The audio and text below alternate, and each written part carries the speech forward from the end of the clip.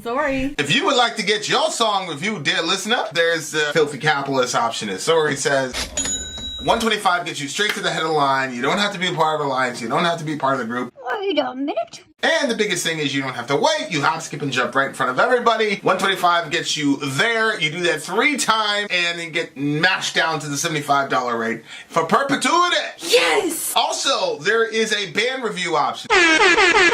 So if you've got a band and you're trying to get your band some exposure, hit me up at itsori@gmail.com, and I'll show you the details about how to pull that off. You can also jump on Patreon, and there is a option on the tiers to be able to get your band reviewed. Yep. Obviously, we can't lie to you, so we can't guarantee a positive review.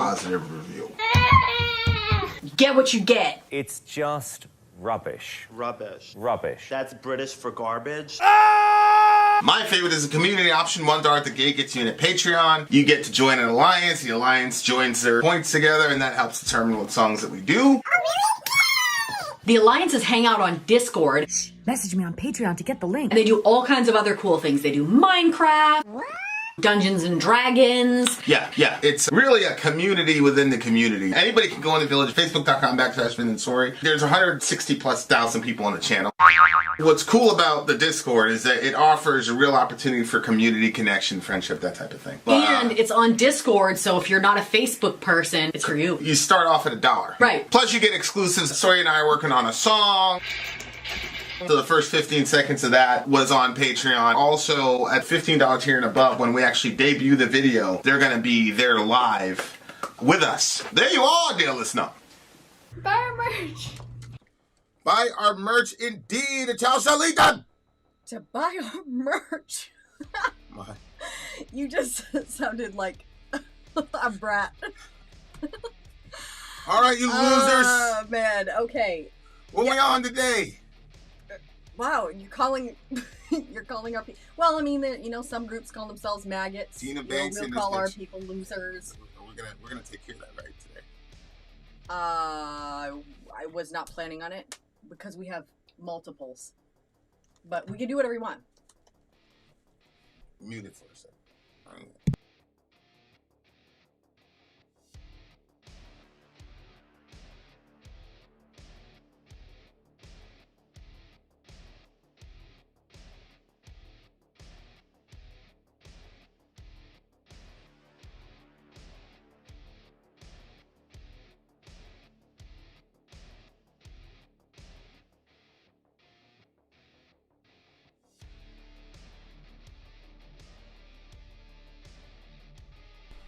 All right, dear listener. We're back. And we're back. Oh, man. Okay, you Tina guys. Benina on the Rumble side. Yep. Tina Benina on the Rumble side. You guys don't want to get a sign up the Rumble when season 3 drops. All right, let's start. What are we talking about here today? We are talking about, this is a True Cult Alliance. Well, to my understanding, that's the colors that are picked for. It means that they're all True Cult picks. But, you never know when you click on it what's going to happen. So, yay for us, and we shall see. I'm pretty sure there's a, not Batushka. Maybe it's Batushka. Yeah, isn't Kriegsmaschine like the dude from Batushka? Like, oh, really? Before, I'm not sure. It's Krieg something. All right. Okay, so the committee is song number 1, Lexicon. Oh, Lexicon. In parentheses, radical. Are these the lyrics right here? No, the lyrics are sent to you through text. Gotcha. That's right. That's so efficient. All right, go ahead. But I went song picture to make it easier over there.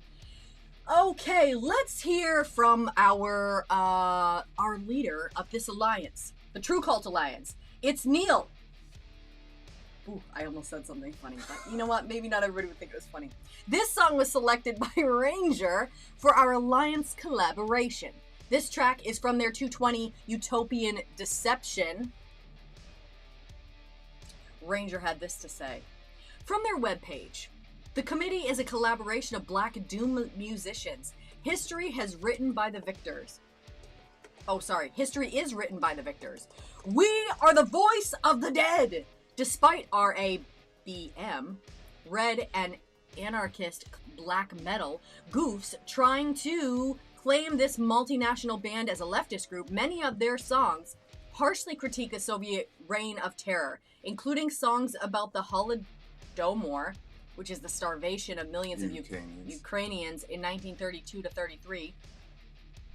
As a result of Soviet policies, Lexicon Radical has lyrics that fit both communist regimes and modern media and government. Whoa. IMO. In my opinion. Yep. Well, we'll be the judge of that, madame. All right. It's Ranger. Is Ranger a madame? You know why? Oh, yes, I do know why. He's probably stalking us right now. What's going on? Enjoy your life. Some corny ass people over there. All right. Oh boy. Hey, where is the? It's okay, this that's blue the one. JPEG. All right. Well, Yep. we got the little. Oh, that's badass. Yeah, it is really badass. That is not gonna badass. lie. Oh my NGL. god. Oh my god. I can do it too.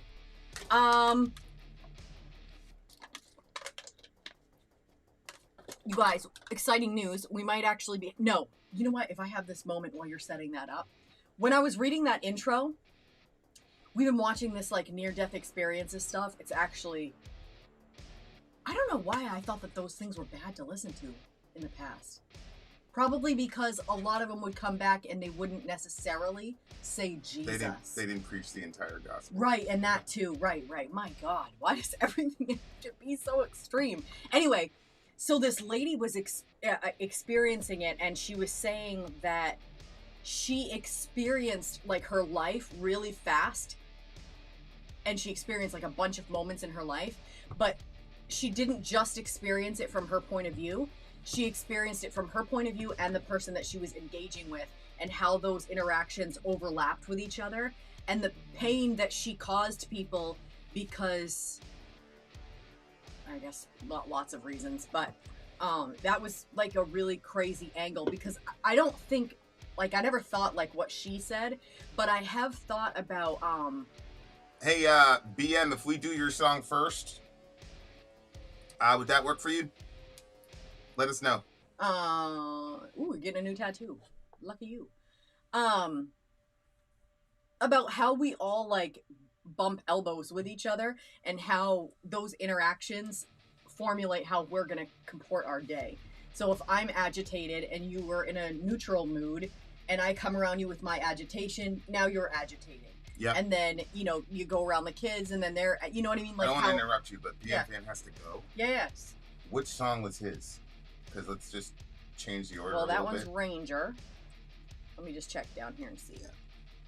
SGS. The next one is BM Fan, right here. This So one. was it Kriegsmaschine? I knew it. I knew he was going to pick that one, motherfucker. You should've All right, guessed. here we go. You should have guessed. I should have guessed, son of a bitch. All right, here we go. Kriegsmaschine. The name of the song is what? None shall see redemption. None. Okay. All right, none shall see redemption. Let's go. None? Nothing. Nobody, nigga, everybody. Warum hast du mich verlassen?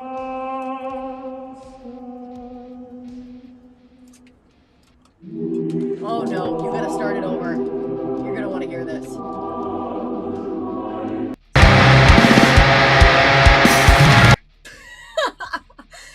And the background music is going. We had such a streak. This thing is on his last legs over here. Babe. Wow. Oh yeah, you're getting that background music? Yeah. It's playing during the Oh, I know. I'll take quiet care of it. beginning, I'll so take care of it. thank you. I appreciate that. Nothing no more. Nope, I'm not. All right, You handled that like a boss. Kriegsmaschine, let's do it. Let's go. Mein Gott, warum hast du mich verlassen? Wait, middle is saying read the intro. We already read the intro, Oh right? no, we didn't, because we switched songs. Okay. Okay, so Good catch. Also, I'm getting the timestamp. timestamp right now. we got middle and Ben. Ah. Let me handle. That's why all people these always say, like, how do I YouTubers. get a YouTube channel? Blah blah blah. I'm like, I don't know. Luck out and have a Yeah, and you're gonna need friends. yeah, like luck out and have people that like know music notes and know when you last did something and all that shit. Fuck out of here. Okay, let's read this.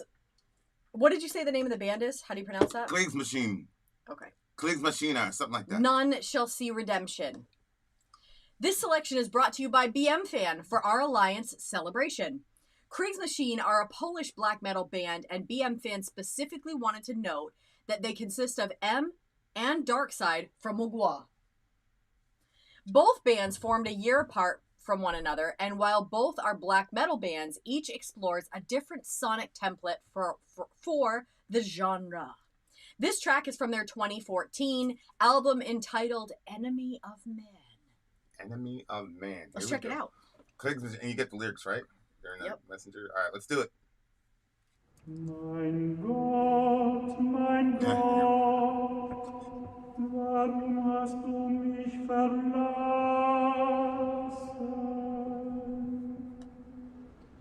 Ich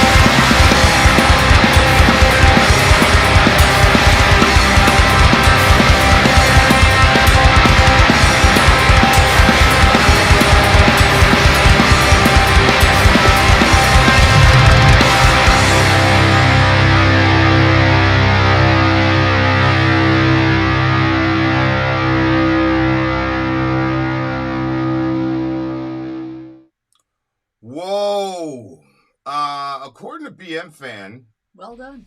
that's Well the done. intro to their record. What? Vinny used to do these teachings, and he would I like. knew you were gonna say that shit. You did? Yeah, I knew it. As soon as I said, I was like, oh, this is gonna be some shit. Watch.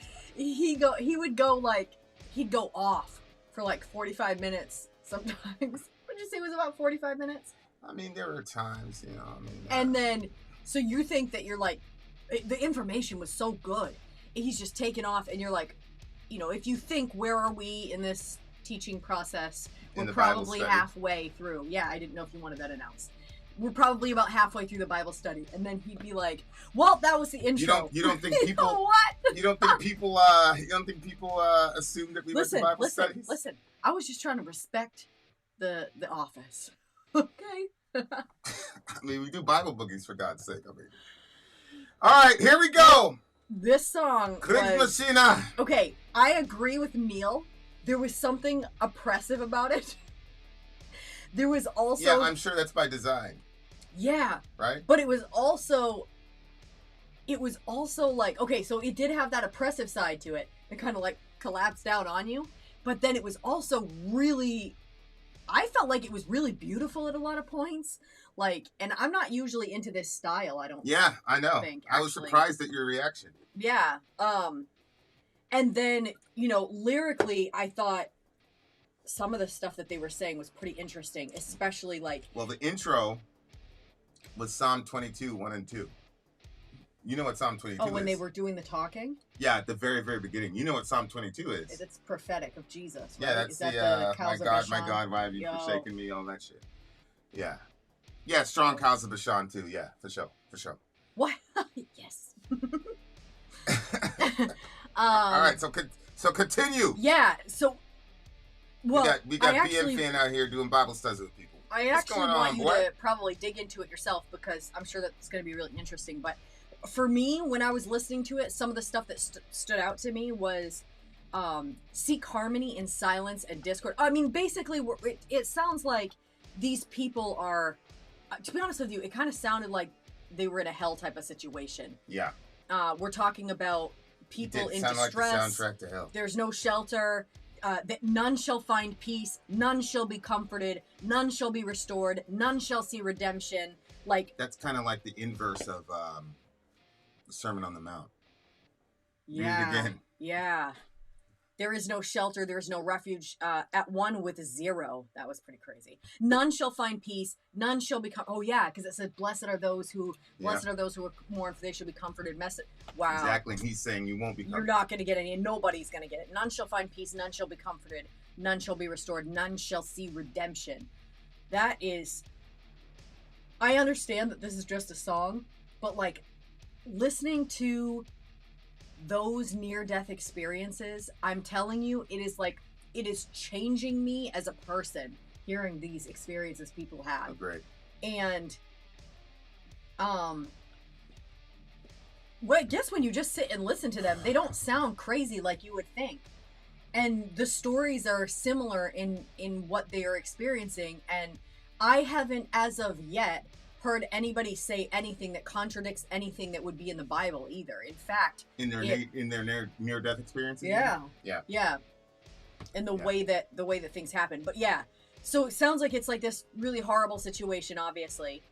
But there was like the horror, but there was the beauty. And I think that in this life, like one of the guys said on those near-death experiences, he basically said, which is something similar that we've heard Christians say for a long time, more or less, for some people, this life is as good as it's ever gonna get for them. Meaning, if you're going to a terrible existence after you die, then this, no matter how horrible it was, is still going to be considered the best and the highest that you've ever had. Where some people, this is the worst that they're ever going to experience, because everything after is is on 10 with Jesus. So, just see, he basically said the same thing. So when I was like listening to this, you had like I guess you could say the horror of the lyrics. The lyrics I didn't find to be necessarily like I said the horror of the lyrics, but what I actually mean is the concept of the lyrics the idea that you could be trapped in a place where there is never going to be comfort, there is never going to be peace. And I think that when, like now, when we deal with depression or we deal with, you know, dark times, or, you know, that when it rains, it pours, like everything just, oh, this is happening and now this is happening and this, and it just like piles up on you. Well, there's still like this hope that it can lift. I mean, people still play the lottery because they think they might win, you know, but the idea that there's a place that's so horrible that the only change that that place enacts is just to become worse. So it never gets better. There's never any relief. There is no shelter. There is no refuge. There is no peace. There's no comfort. So hearing that in the lyrics, I found, like, sonically, it didn't necessarily sound oppressive to me, but it like, the concept of the lyrics, especially coupled with those near-death experiences, because some of these people are describing, like, going to a place and then they're getting attacked, and it's like this really horrible experience. And did you notice when they said seek harmony in silence and discord? I don't know if you heard what they did, like, vocally with that, like, but they made it sound like really, like, I guess you could say demonic or whatever, but it wasn't like cheesy sounding. Like it kind of like, it like pulled at you when you heard it. But seek harmony in silence and discord. I mean, why was that line so effective to you? Well, because obviously harmony, you're talking about two sounds that are different that work together so well that they create a third sound more beautiful than the two separately. And and using that to seek harmony, to seek that, the two that you have to, that there is silence and discord, which is interesting because silence, you'd think, how can you have discord if you have silence? Like, how do the two of those work together? At the same time, when there is no communication, or when people don't get along and there's only fighting and there's just like bad energy, I don't know, it just, like, that idea, I don't like discord. And Jesus doesn't either. He said that he doesn't like it. Actual discord, not the app. We don't have a problem with the app. Yes, not the app. I'm talking about people fighting, interfighting. Yeah, those energies. I've never liked that. Obviously, I type a lot in invisible ink on that Discord. So Vinny's been super active. Every time I turn around, he's typing in that invisible ink.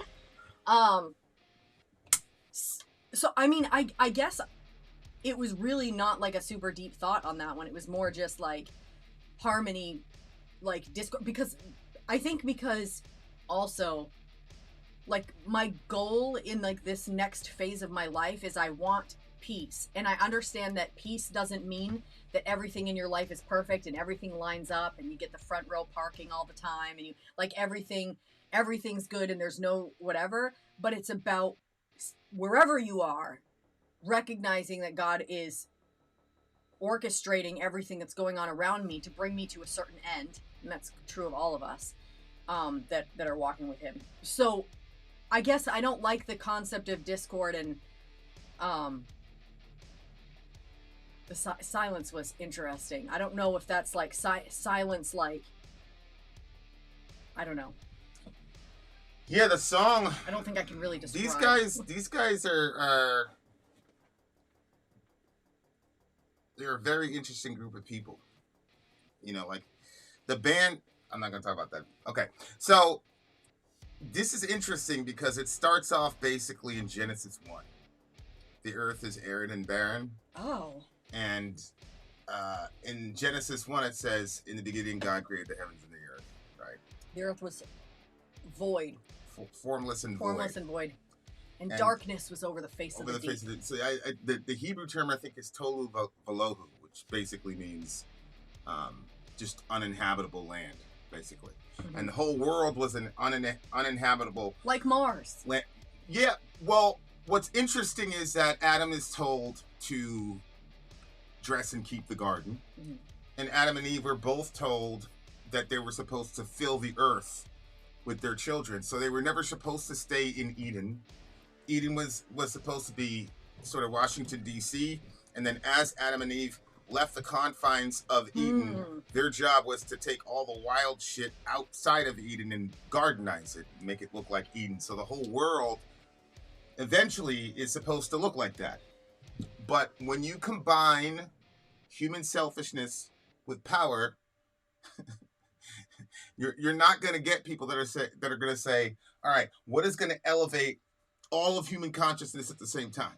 Like, if you're a multi-million, like, believe me, like, it consumes you, especially if you have a business or whatever. It becomes very, very easy to miss out on the spiritual side of your life. You know what I'm saying? So he's saying the earth is arid and barren, adorned with charred remains of lost grace. Brilliant. Because that's what the scripture says. It says all creation is groaning, waiting for the redemption of humans. Yeah. Right? Because the idea is our first parents had the title deed to the earth, and then when they sinned, they gave it to the devil. And so now when you call somebody worldly, it's almost similar to satanic, because the idea is that Satan came and took the title deed to the earth and essentially the universe, maybe the entire physical plane, say it that way. And he wanted all that for himself. And so because of that, you have this whole conflict that's been going on for generations or whatnot. And a lot of the times it's the temptation is power. It's not so much you want to be in league with the devil. It's more of, look at this guy's life. Wouldn't you want power to somehow like make that shit bend to your will instead of being victimized by life all the time? When he says adorned with charred remains of lost grace, do you think that charred remains is just like, I think, just a dark way of describing it? I mean, lost grace, if you're going with the opposite of what was happening in Genesis, when you talk about in Proverbs, we find out that wisdom was side by side with God in the creation of everything. And so remains of life, that to me seemed like the opposite of that. But what do you think the charred remains of lost grace? Well, I always tell people when I'm engaging people on climate change, and you got Christians that are like, well, the earth belongs to us. So it's like, yeah, man, but how do you go from that to God gave us this amazing gift to we're going to destroy it because it belongs to us? Like, I know. That doesn't really make a lot of sense to me, bro. And we don't accept that from our kids either. If you buy them an iPad or something and they frig that thing up and they're like, well, you got it for me, we'd be like, wait, what? Well, yeah, but the analogy I have for that line is like you're driving a Corvette, you know, and then you destroy it. You just destroy it, and then you're able to crawl out before the thing finally explodes. All that scrap metal and all that would be remnants of grace, right? Because I gave you that gift. Yeah, the analogy makes sense. You came and destroyed it. So you're talking about the earth. All that's left is just the charred remains of the car that I bought you. The earth is arid and barren, adorned with charred remains of lost grace. Right. Wow, you are so smart. Right. So that Saeed, Salam Alech. Yeah, so that's crazy, right? Because you got Genesis 1, you got the charred remains of lost grace, which is really interesting because this is an acknowledgement that the earth, or our existence, whatever you want to call it, is contingent on grace.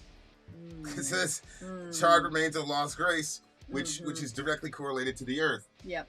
And so there's a sense in which, I don't know if he did this on purpose or what, but people always quote the Bible, they don't know what they're doing. Yeah. You see what I'm saying? Yeah. And I'm saying it in a good way. And so like that first line is pretty crazy. Pretty crazy. Always expanding, devouring our steps, held fast to its path. Well, the universe is still expanding, right? So the idea is, you had the singularity, then boom, the Big Bang, and when an explosion goes out. Well, the explosion is so massive that it's still happening 14.6 billion years later. Million. Right? Is that 14.6 billion or 14.6 million? Pretty sure it's million. Go ahead. Why are you looking at me like that? How do they know that it's expanding? Well, because you can take, there's this thing called redshift. Yeah. So it's something to do with the curvature of the earth and all the rest of that shit. So it's Einsteinian stuff, the special relativity, yada, yada, yada. And so they surmise. We're using math? Yeah, it's complete math. Yeah, for sure. I mean, I agree with that. I do believe the universe is expanding. But this guy looks at it as a negative thing. Look, always expanding, devouring our steps, held fast to its path. So it's like, whatever's happening in the universe, like, it's forcing change on the unwilling to a degree. This is always expanding, devouring our steps. And, you know, my stepdad used to say, time waits for no man. Time waits for no man. So it's your time. It's time. It's time. A new drought and a new disorder. Yep. Darkness reigns, locked still at the peak of a leap of distress. Whew. Whew. Later, Delaney. A lifetime of agony compressed and purified. Yeah, like, I hate this subject matter, but I saw for the third time now in Europe, this woman having serious mental health issues. Well, there's two of them I saw. One was a trans woman, and then the other one was just a regular woman. But long story short, they were doing things to try to fix their depression, and it didn't work. So then they said, now they're volunteering for this thing called MAID, which is basically assisted suicide. We talked about this like 2 or 3 years ago. And, you know, people were going through the rounds, the same old thing, my body, my choice, all this stuff. And we were only able to find like one, I think it was a Norwegian study, where the vast majority that took that option were elderly people who were by themselves. And so it's like, so instead of like figuring out a way to include these people in society, we're just telling them to off themselves. There's another situation, I forgot, I don't know if it was in New Zealand or whatever, but the guy had schizophrenia. And the staff presented that as an option for him. So like, I just have to throw this in here. Again, with the near-death experiences thing. One of the ladies was saying that when she went through that experience, she said that she was kind of like in this, her story was a little different than other people's because it wasn't all good and it wasn't all bad. It was kind of like in the middle. It was sort of mixed. And she like experienced her like aunt from the past or grandmother from the past or something like that. But anyway, when she was in this situation, she said that there was this light that was coming toward her at a very quick pace. And she essentially, it sounded like it was God.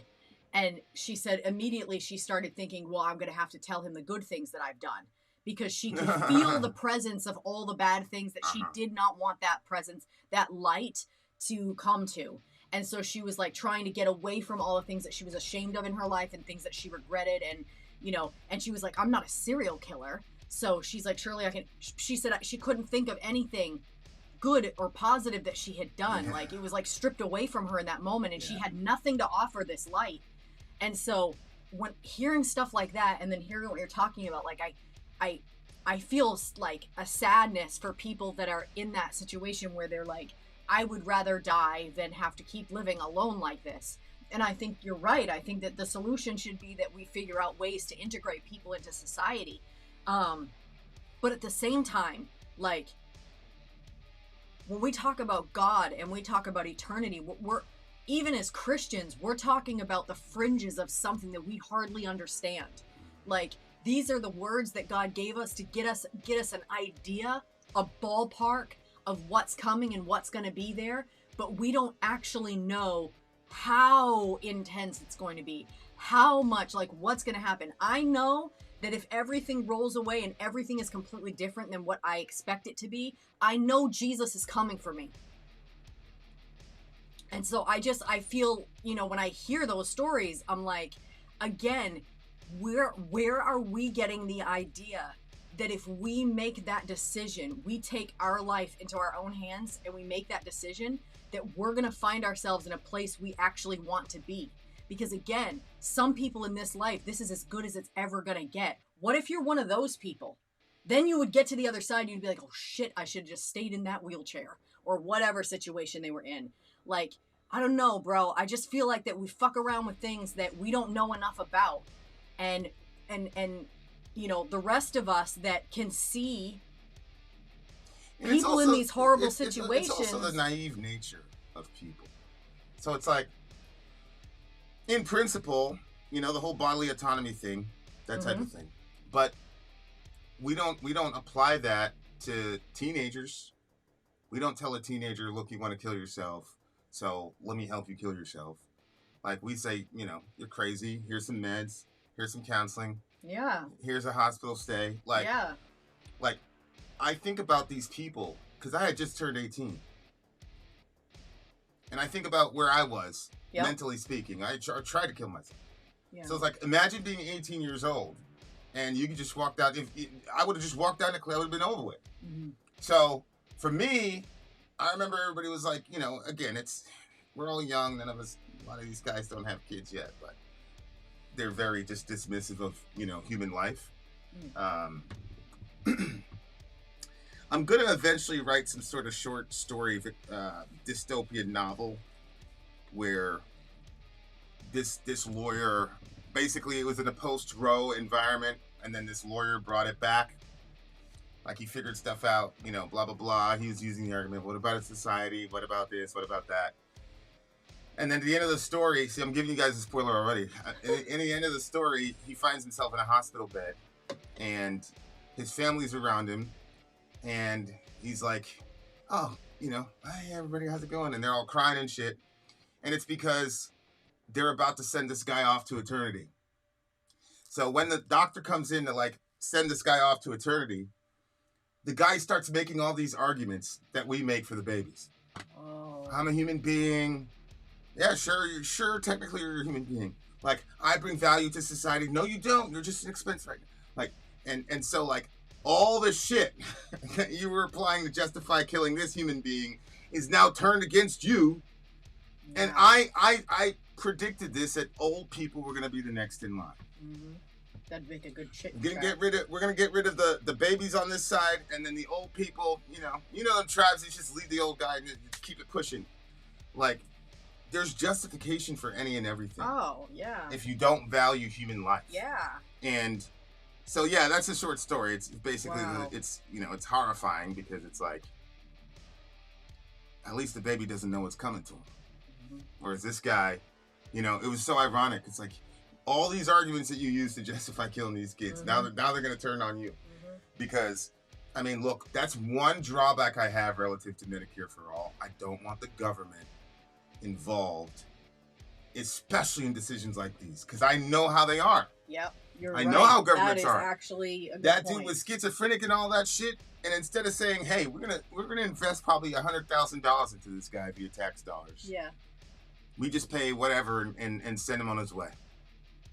It was so sick. It was, I couldn't even, the other one was this trans woman.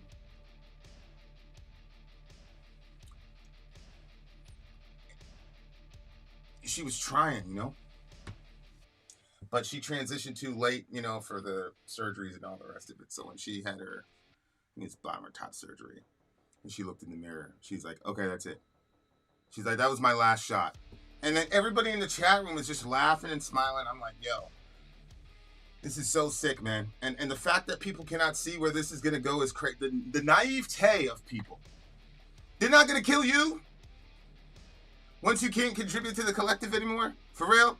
They're gonna spare you. They're going to honor your human dignity. Good luck.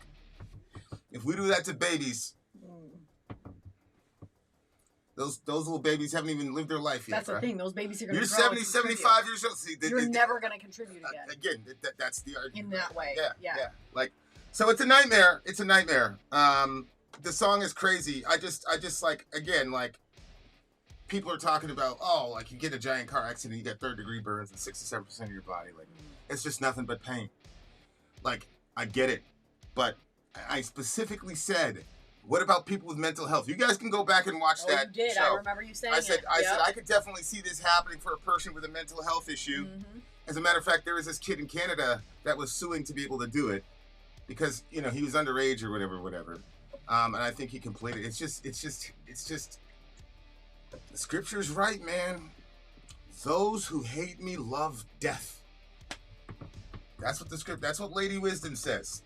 If you want to talk about the divine feminine. God shows up in the divine feminine in the book of Proverbs. I know people are going to be mad about that.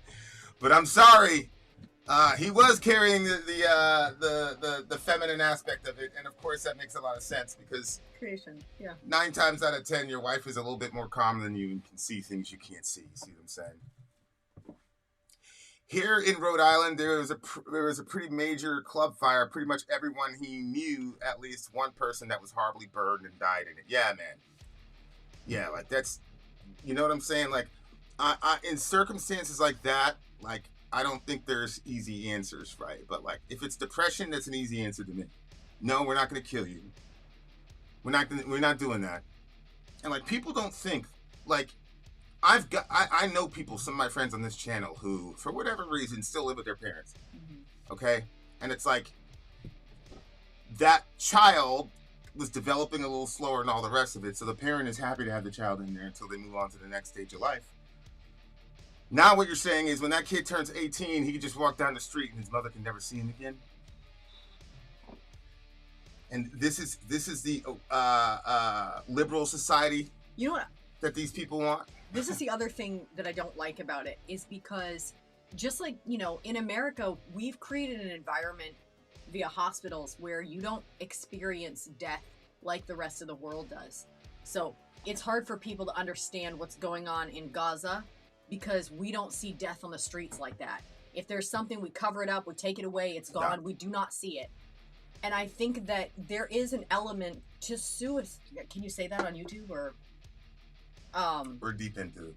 Okay. I think that there's an element to it where there's this fear of like, okay, this is going to be really messy if I go through with this. And there's the unknown of what if I only get halfway through it and then I'm like a paraplegic, or, you know what I mean? Like, I think that there's like, a shout out to if there's any paraplegics in that watches this. That was, anyway, there is that sort of element to it where people are like, I don't know what that, and it kind of puts it in this. But if you commercialize it and you put it in a room with a lamp and a bed and music all the authority figures, all the authority figures, right, are there, and it's like you're gonna take this and then you're just gonna go to sleep, and like you create this other environment for it. You're like hiding what you're doing. Like, taking human life is. I mean, God says he hates that. The reason David couldn't build the temple was because there was too much blood on his hands. Like, there are things that God will not allow people to do because their hands are dirty with the blood of human beings. And you can't say just because you've never put your hands around somebody's throat that you didn't end the lives of children in this country. Certainly, if you've never spoken out against it, you've never gone in front of one of those clinics and said, hey, like, I'll help you. I'll put my money toward this, whatever I can do, or do something, then we can't say that we have no part in it. Look, we took part in standing in front of clinics for a little bit of time. We're not doing it now. We talk about it on this channel, but all of us participate in this environment, and all of us make decisions based on relationships that we want to keep or our own personal discomfort for what we're going to stand up against and what we're going to fight against. Yeah, and again, there's a sort of naivete in especially European countries and in Canada. It's like, when I was in the hospital, the doctors and the nurse practitioners were like the authority. They were like God. Mm-hmm. And like, it was assumed, like, if you're unsafe means how close are you to hurting yourself? Mm-hmm. So every day before bed, they'd say, are you safe? Blah, blah, blah. And like, I could just imagine sitting down with Dr. Petzl and she's saying, major depression pretty much lasts your entire life. You're never going to really crest anything. So here's an option. I'd have taken it. And people go, oh, well, you have to be in your right mind. There's filters for you. You have to be in your right mind. The very fact that the person wants to kill themselves means they're not in their right mind, you fucking weirdo. Exactly. Yes, Tina. But again, this is what I'm talking about, the naivete, because once you socialize medicine, and then you put that on there as a contingency, something that could happen depending on a certain kind of algorithm. Now you're gonna have the government making the decisions as to who lives. Man, there's a lot. It's a very complex situation. Yep. I get it, but yeah. What a strong intro. That was a pretty long one. It's 50 minutes on the review, but that's okay. It's it was meant to be that There way. you go, BM fan. Happy birthday, BM fan. Good Love night. you, baby. All right, so 9.8 for me. I'd match you with a 9.8. Strong opening. Strong opening. I'm gonna study that song because that's like the first like really hard song that you really enjoyed. So now I'm gonna find a way to copy it so you can like my guitar playing. Aw, babe. My songs are always long, BM says. We will see you beautiful people on the other side of the break. It is Be pitched right in back. out. Story out. It's too late. Try it again. It's too late to apologize. I didn't know about that. Oh. I'm Vin. I'm sorry. If you would like to get your song reviewed, dear listener, there's the Filthy Capitalist option. As Sori says, 125 gets you straight to the head of the line. You don't have to be a part of the alliance. You don't have to be part of the group. Wait a minute. And the biggest thing is you don't have to wait. You hop, skip, and jump right in front of everybody. 125 gets you there. You do that 3 times, and you get mashed down to the $75 rate for perpetuity. Yes! Also, there is a band review option. So if you've got a band and you're trying to get your band some exposure, hit me up at insori@gmail.com, and I'll show you the details about how to pull You that off. can also jump on Patreon, and there is a option on the tiers to be able to get your band reviewed. Obviously, we can't lie to you, so we can't guarantee a positive review. Get what you get. It's just rubbish. Rubbish. Rubbish. That's British for garbage. My favorite is the community option. $1 at the gate gets you in at Patreon. You get to join an alliance. The alliance joins their points together, and that helps determine what songs that we do. The alliances hang out on Discord. Message me on Patreon to get the link. And they do all kinds of other cool things. They do Minecraft, Dungeons and Dragons. Yeah. It's really a community within the community. Anybody can go in the village, facebook.com/Vinand. There's 160,000+ people on the channel. What's cool about the Discord is that it offers a real opportunity for community connection, friendship, that type of thing. And it's on Discord, so if you're not a Facebook person, it's for you. You start off at $1. Right. Plus you get exclusives. Sori and I are working on a song. So the first 15 seconds of that was on Patreon. Also, at $15 tier and above, when we actually debut the video, they're going to be there live with us. There you are, dear listener. Buy merch. Buy merch indeed. It's how I need them. To buy our merch. Yes, dear listener. Yes, dear listener. Yes, dear listener. Okay. Shout out to the big homie BM fan for the goodness. Yep. Hopefully your tattoo goes well. Oh, that's right. Yeah. Anytime somebody goes for a tattoo, now that I went through a phase where I was like looking at everybody's tattoos. It was because actually, one, because of the channel, but also because I was watching that show. You said, Alex so smart. There's so many things that I've said, please don't bring it back up. If you didn't see the film, you didn't see the film. It has never happened. I'd be like, hey, he's like, yo, don't bring up that time in my life. Okay, buddy. He wrote a song with 50 Cent, all type of shit. Oh, no, really? He's like, don't review that one. I'm like, oh, we could, bro. He's not trying to get shot. He's like, he's still dangerous, man. Oh, man. Oh, that's great. I said, bro, I'm from New York City. Like, it's okay. Oh, my gosh, that makes me want to review it. All right. The committee, as we were... Gang shit. I can confirm. It's true. It's true. And the picture is well done as well. But that's always my fear. How do they get it that accurate? That's always my fear, is that the person, like, I've seen people like rant and rave about their tattoo and then come back and show me and I'm like, yo, that's no not, bueno. Why did they put that writing so thick and big? You know? All right. Anyway, the committee. Lexicon. Radical. I'm just gonna read the intro again. I know that we already. Can you give me that timestamp? I know that we already did it, but let's get back to it. Okay. 55. Later, BM fan. Love you, buddy. Go ahead. Okay. Yeah, we're gonna reread the intro for sure. This song was selected by Ranger for our Alliance collaboration. Says Nick. Well, I was gonna say DJ. Gonna say DJ. Well, I was gonna say DJ Neil, but then when I put the DJ, then I started saying DJ Nick because we don't usually say DJ Neil anymore. But it's not a DJ. It's an Alliance leader. This song was selected by Ranger for our Alliance collaboration. This track is from their 2020 Utopian Deception. Ranger had this to say. From their webpage, the committee is a collaboration of Black Doom musicians. History has written history is written by the victors. I can't believe I screwed that up both times I read it. We are the voice of the dead. Baby. Homeschooling, baby. Despite RABM, Red and anarchist black metal, goofs trying to claim this multinational band as a leftist group.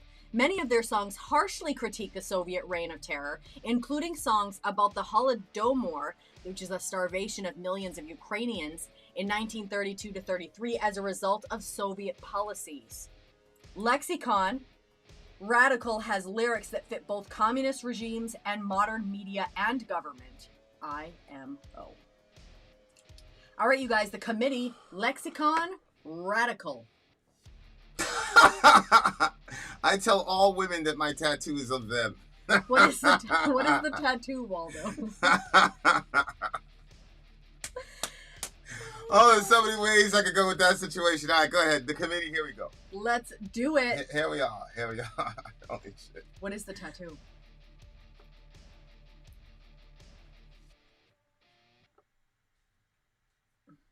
Do you hear anything?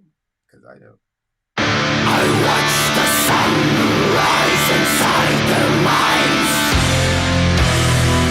Ideas simmer at the surface. A hollow skull to be desensitized. A vessel to be filled with virtue.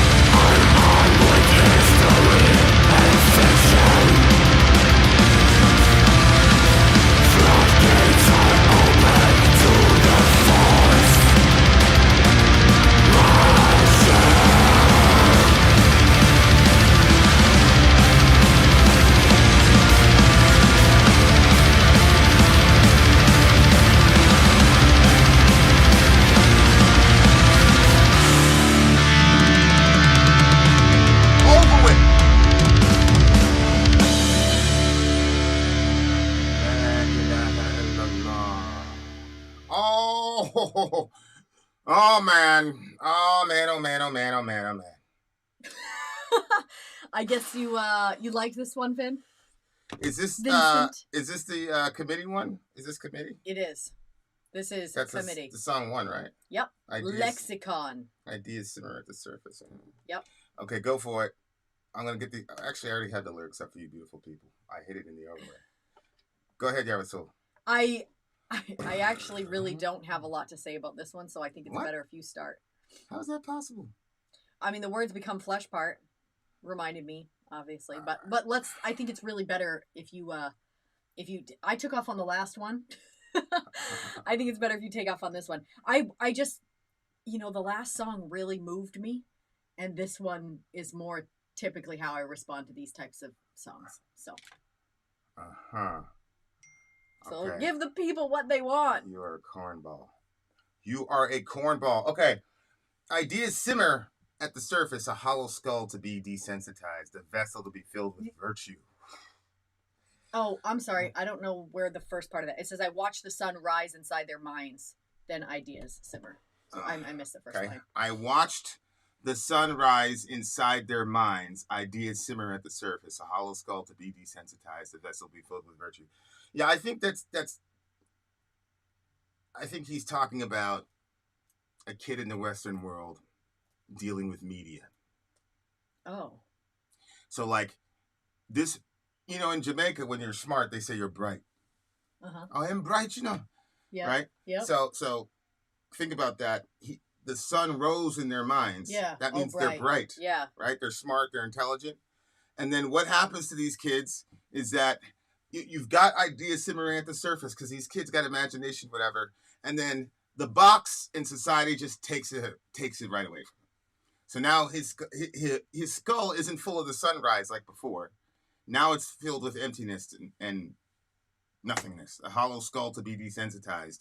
A vessel be filled with virtue. So it's like you take this person who's got all this power and this dynamic and all the rest of it, and then you put them in a society where they just take it right out of you. And now you're like one in the collective marching and, going, you know what I'm saying? I do. Yeah. Words become... But I'm a little confused by a hollow skull to be desensitized, a vessel to be filled with virtue.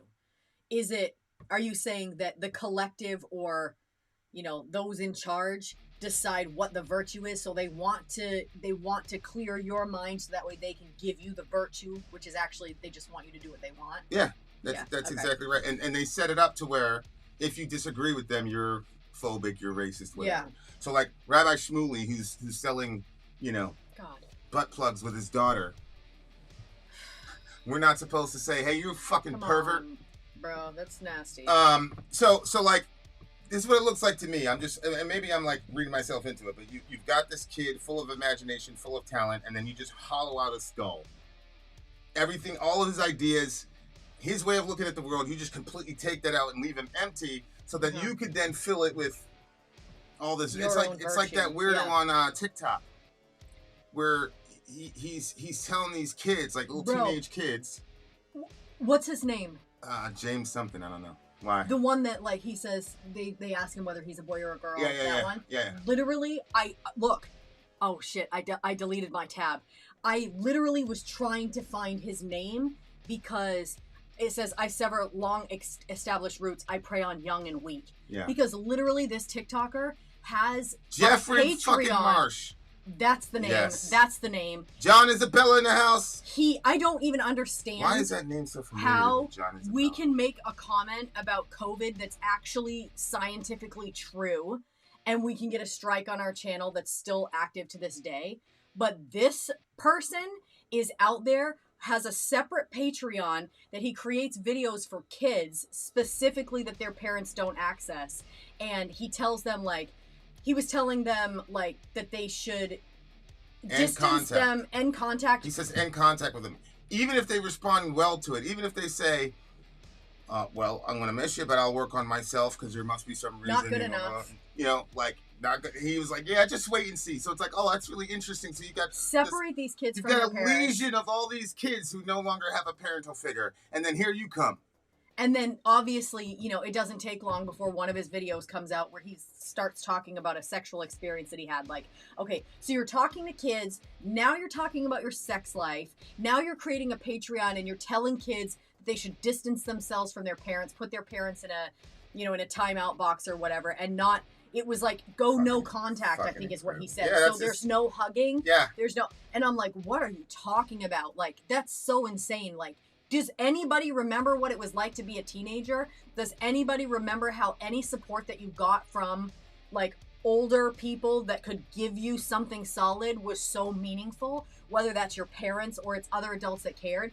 But it's like you wanna strike these parents right from the record and then make it so that way you're the sole voice speaking to these kids. Then you want to talk about all your sexual escapades. Get the fuck out of here. I don't understand how come he's still up on YouTube and all that. I think that you can't even say, you can't even put a kid in a thumbnail, right? And I understand there's probably sicknesses going on in that regard that I don't know and I don't want to know. But if you're gonna draw lines like that, but then you're gonna let this person, I gotta be careful because I'm so angry with that person. I feel like, you know, I could just let the words fly. It's such a weird thing. Like, if this guy was like physically in front of everybody, he would not be saying that shit. No way. Somebody'd slap the shit out of him at minimum. Slap? That's why I said at minimum. You can't do that with people's kids. Yeah, like that dude is just so insidious, and I don't understand why TikTok and the rest of them won't ban this dude. That's what I'm saying. They're gonna ban all. They're gonna strike. They're gonna for his own safety. Well, obviously he doesn't feel threatened. All right, okay. I don't think it's gonna end well for homie. I really don't. These kids? I really don't think it's gonna end well for that dude. Either he's gonna get jammed up for being a pedophile or whatever, or somebody's gonna jam him up and send him to Allah. So yeah, ideas submitted to surface a hollow skull to be desensitized, vessedly filled with virtue. So like the word virtue, I think Archera pointed this out. Like virtue is whatever the society holds as like the highest honor or character trait. Mm-hmm. And like every subculture has a different definition of virtue. Like in the gang culture, you're virtuous if you'll kill somebody in broad daylight. Like, oh, I think he's real. See what I'm saying? So every society has rewards and punishments because you're trying. Ian, I don't know if you're being serious or not, but I will not respect those pronouns from that person. I think he's joking. Okay, because that person is, you know, he is not a safe person. He's just joking. And I'm not. I wouldn't mess around with that. Okay. Cool. Yeah. I assumed, but at the same time, I was happy to say I'm not doing that. I'm not doing that. Yeah, I mean, add more confusion for these kids. Yeah, like he's laughing. Fine. Words become flesh, history erased. I have the right to be heard. Shatter the past with collusion. I gaze upon the silent herds. I open public discussion. Words become flesh, history erased. It's a really smart thing because in John chapter 1, Jesus is called the Logos or the Word, literally. And it says, in the beginning was the Word, and the Word was with God, and the Word was God.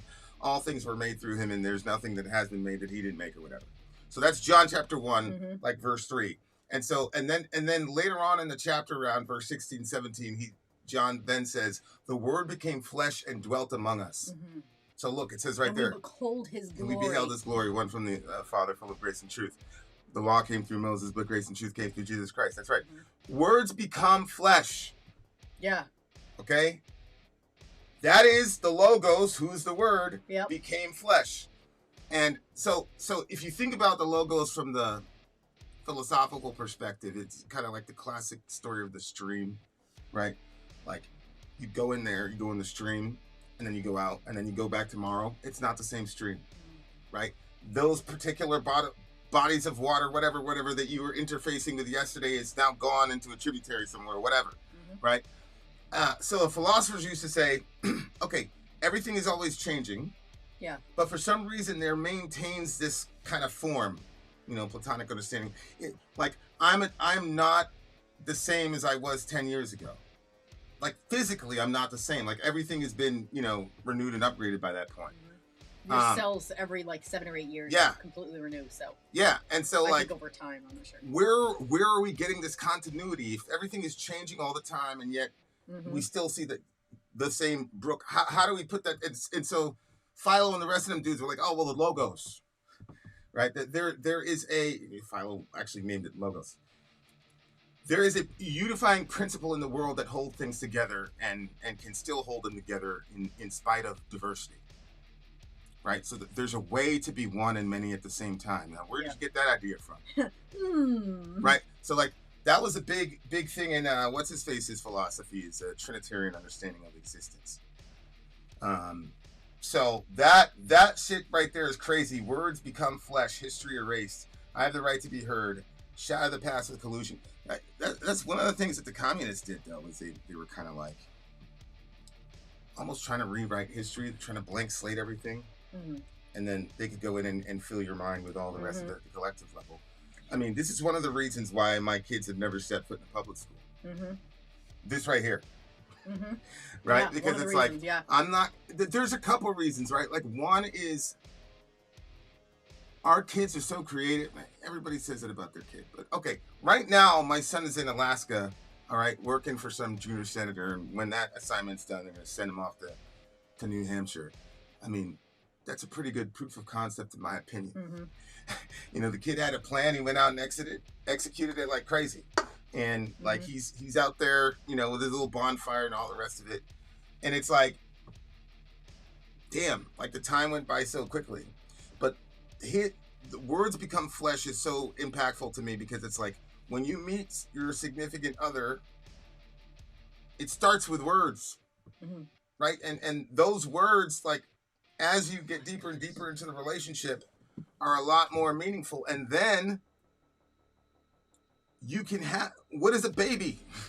Like, unless you were in some clinic or some bank or something, the way that baby came into the earth was originally because their parents talked to each other, right? So the power of the word becoming flesh, we continue to replicate it, even though, you know, God is the original. But since we're creating the image of God, that cycle kind of happens as well. So when he talks about history being erased, that was a big communist thing. Like, we're going to get rid of all that stuff. I sever long established roots. I prey on the young and the weak. Go ahead. I also want to go back to that. What's that guy's name? Marsh? What? Jeffrey Marsh. Jeffrey Marsh. I understand everybody saying, you know, stuff like long walk, short bridge, all those different things. My ultimate thing that I would love to see happen is that he actually publicly repents for what he's done and the way that he is with these kids, and actually gives them advice that is actually beneficial to them. I just want to put, I felt like God was like, we got to be careful there, because we're not supposed to wish, as Christians, we're not supposed to wish for the death of anybody. I mean, even it says God himself doesn't take pleasure in the death of the wicked. So in that regard, like, I do think that they would be the most benefit. If somebody dies, they essentially become a martyr for their cause. It can be, you know? And that's obviously not what we want. But if he came to the truth and the word became flesh to him, I don't know, like that could be really, that could be impactful in a lot of different ways and stuff. So that would be my ultimate. Plus, I mean, we were talking about heaven and hell, and if I don't wish for somebody to go and suffer for the rest of their existence. I mean, I've gone through bouts of depression, and I couldn't wait to, like, friggin' get the sun in my face to be able to feel a little bit of relief from that depression. So I wouldn't want anybody to spend, I don't know if I wouldn't want anybody, but not looking too deeply at the details, that's not what I want for him. I do want him to repent. So anyway. I mean, yeah, you're a better person than me. I'm more like Jibril. There's this story with Pharaoh, and it's a Quranic version. And so, like, Jibril is an angel. He's leading the children of Israel through the Yam Suf, through the Red Sea. And then Pharaoh goes to follow him. And Allah smashes the water on him, and he starts drowning. And Gabriel dives into the river, into the sea, picks up a bunch of dirt, and stuffs it into Pharaoh's mouth. Allah said, why did you do that? And he said, Ya Allah, I know how merciful you are. And I really hate this nigga. So I didn't want him to voice any repentance to you because I knew you'd forgive him. Oh my gosh! It's like Jonah. That's my kind of guy. Say, Drake, I heard you like him young. You better never go to cell block 1. Better never go to cell block 1. Yeah, like that is insane to me. That is so crazy to me. And then he says, I have the right to be heard. How come? Like, who gave you the right to be heard? Where is this universal understanding or definition of? By the way, I do believe you have the right to be heard, but that's because I'm Christian, and Logos, we don't believe that human beings invented language. We don't believe that. What we believe is that language is a form of communication. And so just like you teach your children how to speak, God taught our parents how to speak. But those words, you know, people talk about manifesting, like, oh, you say something and then it's gonna, like, I don't really believe, I don't think there's enough evidence for that kind of a correlation. But I do think whatever you set your mind on the most is what you're going to be a professional in. You know what I'm saying? Yep. So, yep. This line right here, deliver me from the truth. SubhanAllah. Deliver me from the truth. I knew a person like that. They just wanted to stay in a lie, you know, because it's kind of like the Matrix, where that guy is like, he sold everybody out because he was just tired of fighting all the time. Mm-hmm. I think his name, shit. I'm not going to give his name because there's some young people here. Jet, have you seen the Matrix yet? That is an interesting thing. Like, the Bible talks about this, where it says God will send them strong delusion. Yep. So that they'll believe a lie because they didn't love the truth. Yep.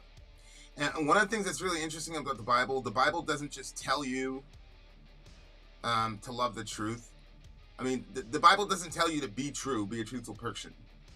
It doesn't just do that. We believe truth itself came down. We believe that truth is actually not a philosophical concept or principle. We believe that it's a person. Mm-hmm. And so when Jesus, who is the Logos, who is the Word, that was the guy that taught our parents how to communicate. So when it talks about, like, I have the right to be heard and all the rest of it, like, yeah, bro, like, you're in the image of God, and there's something about you that I'm going to learn about God that I will never learn from anybody else before or since. In 15,000 years, your story is still going to be your individual story, and it's not going to be like mine. It's going to be in the same neighborhood, but you have a specific walk with God. Mm-hmm. And so it's like, this guy is saying he doesn't want to hear the truth, and you have to ask yourself, why is that? What is it about the truth that this individual is trying to avoid? Mm-hmm. And I think that a lot of times we are afraid of certain things and we make certain decisions. I was watching this thing about procrastination. The guy was like, he had a mental health issue, actually. It was like a side effect of ADHD, blah, blah, blah, something like that. So it's like, the universe that this guy is inhabiting is very, very close to ours, but it's kind of dystopian. Yeah. But I think when a society is fine with the lie that they've given up, and I think that kind of happened like 2016 to 2020, where people were just like, yo, like, what the fuck? Mm. We had so many things going on in the country, and then we had Trump and all the rest. It's like everywhere you went, there was just chaos. Mm. And there's a lot of things that society doesn't want to accept about itself. Yeah. You know what I'm saying? And so that's why people say things like, don't talk about politics and religion when you're around the dinner table, not realizing that politics and religion created the dinner table that you're at. You can't have one without the other. Facts. So like, man, this song is a very, very challenging song in my opinion, because it's easy to point at the communists and easy to point at the, crazy people in the last century. But everybody does this in their little kingdom. You want to have priority. I mean, even like the parking space thing. Like, that's my parking space. Where did you get the parking space from? I have rights. Where? Where'd they come from? Mm-hmm. And why should I respect them? Mm-hmm. Right? I'm a cosmic accident. We're just stardust bumping each other for about 70 spins. I really, really, really, really like this song. What do you give this one, Lexicon? I'm still going to give it a 9.8. If the song makes it to one of my playlists, then it's an automatic 9.8. 7.8 for me. 7.8. Tuco, you are you are in luck. You literally just pulled up when we're about to put the commercial and then go into that song. So we'll be right back. Ha! 103%. Middle Earth really like that song. We shall return, dear listener. Y'all know what it is. I don't know why people say it all the time. Y'all know what it is. Like, what are we talking about? I don't really make a lot of sense. All right, commercial break. We'll be right back. I'm Vin. I'm Sori. If you would like to get your song reviewed, dear listener, there's the filthy capitalist option, as Sori says. 125 gets you straight to the head of the line. You don't have to be a part of the alliance. You don't have to be part of the group. Wait a minute. And the biggest thing is you don't have to wait. You hop, skip, and jump right in front of everybody. 125 gets you there. You do that 3 times, and you get mashed down to the $75 rate for perpetuity. Yes! Also, there is a band review option. So if you've got a band and you're trying to get your band some exposure, hit me up at itsori@gmail.com, and I'll show you the details about how to pull that off. You can also jump on Patreon, and there is a option on the tiers to be able to get your band reviewed. Obviously, we can't lie to you, so we can't guarantee a positive review. Get what you get. It's just rubbish. Rubbish. Rubbish. That's British for garbage. My favorite is the community option. $1 at the gate gets you in a Patreon. You get to join an alliance. The alliance joins their points together, and that helps determine what songs that we do. The alliances hang out on Discord. Message me on Patreon to get the link. And they do all kinds of other cool things. They do Minecraft, Dungeons and Dragons. Yeah. It's really a community within the community. Anybody can go in the village, facebook.com/Vinand. There's 160,000+ people on the channel. What's cool about the Discord is that it offers a real opportunity for community connection, friendship, that type of thing. And it's on Discord, so if you're not a Facebook person, it's for you. You start off at $1. Right. Plus you get exclusives. Sori and I are working on a song. So the first 15 seconds of that was on Patreon. Also, at $15 tier and above, when we actually debut the video, they're going to be there live with us. There you are, dear listener. Buy our merch. Buy our merch indeed. It shall lead them. To buy our merch. Yes, dear listener. Yes, dear listener. Yes, dear listener. Hey, how do you say the name of this band? Ihashn. Ihashn. I think that's a dude from Emperor. Oh, okay. Remember Homeboy? Bassist. That was the band he was playing with. Oh. You know what I'm talking about, right? Yeah, I do now that you said I was like, here you go, bringing up things I won't remember, but then I remembered what you're talking about. I was like, actually, no. You got a necklace? Yeah. Yeah. Okay, if you want to pull up that picture and those lyrics while I read the intro. We have Pilgrimage to Oblivion is the name of the song. They're such happy topics. All right, let's see. Oblivion? Pilgrimage to Oblivion. All right. We have, again, I keep wanting to say DJ, Alliance leader Neil, who says these words. This is SGS selection for our Alliance celebration. SGS didn't have much to say except that Ihashn originally played in the black metal band Emperor, as Vinny just said. And that you have I know my shit now. Yeah, and that you have reacted to a couple of his solo album songs before. His solo work is generally considered progressive black metal. This track is from his 2024 self-titled album. An interesting tidbit is that there are 2 versions of this 2024 album. One version is a metal album that sounds similar to his usual work, while the other version is an orchestral version of all the same songs. Ooh. The orchestral version does not have vocals, so the version you'll be reacting to is the metal version. What's wrong with you? I was hoping that we were going to get to hear the orchestral version. Oh. But it didn't have any lyrics. And, you know, Maybe we are a lyrically driven channel, and everybody knows how much Vinny loves the lyrics. All right. Well, having said that, let's begin. Let's go. Let's begin. Pilgrimage to Oblivion. To Oblivion. Kriegsmaschine, blah, blah, blah, blah. None of this shit is in order. I do not. Well, that's because we switched the order. Pilgrimage to Oblivion is that song right there. Here it is. Pilgrimage to Oblivion, let's go! God, this dude is smart, bro.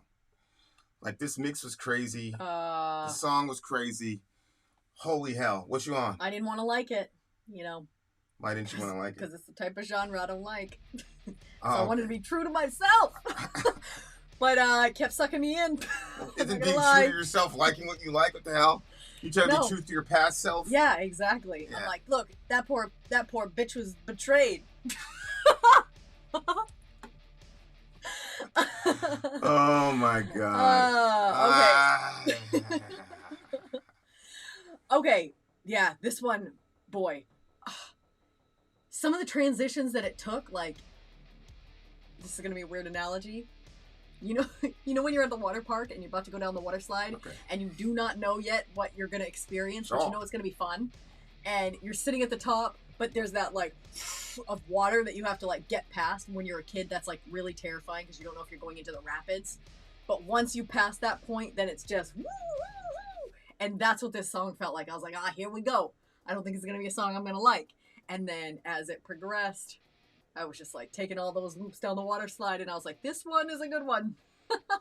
Yeah, man, this is high level producing. I mean, we've got a high level producer ourselves. That's, Okay. I mean, yeah. I'm gonna send you all the raw copies Shout of out to everything, you. CISO. Shout out to you for finding him. Yes. Glory to me. Because ultimately, you're the brains behind all of this. Glory to me. With the sweet taste of wine on my lips and a pale skull filled with vision. This is another one where the skull. Yeah, I know. What's Yeah, that's going on in the interesting. skull? Because people think that their brain is responsible for their thoughts. So, you know what I'm saying? So you kind of have to use that kind of metaphor to, if you're talking about changing somebody's mind, you know what I'm saying? Desires transform to compulsion, my being by fire transfixed. That's a smart line, man. Desire transformed into compulsion, right? So like having a sexual desire is good and healthy, and the only way we're going to be able to accomplish the mission God gave to us is by having a lot of sex. He said, be fruitful, multiply, fill the earth, and subdue it. So like that's the way to do it. Now, what happens with that particular gift is people say, you know what? I can have this feeling and not commit to anyone. You know what? I can have this feeling and shit, if we get pregnant, I can solve that problem. Right? So now there's no difference between you being an addict and you being able to control the situation. Because the analogy I always use is to say, when a person drives drunk and kills somebody, they did not intend to kill anyone. Well, then how do you hold them accountable? Very simple. You got yourself inebriated to the point where you couldn't control yourself. So now you're going to deal with the consequences of that as well as the root cause issues of that. See what I'm saying? Yes. Like you Yes. got to kind of have that. You got to have that balance so that you understand. Like, yeah, there's forgiveness, but you can't just fuck with people and then just stroll in like it's all good, you know. But right there, desires transform to compulsion. I was listening to a sermon I gave at a team challenge.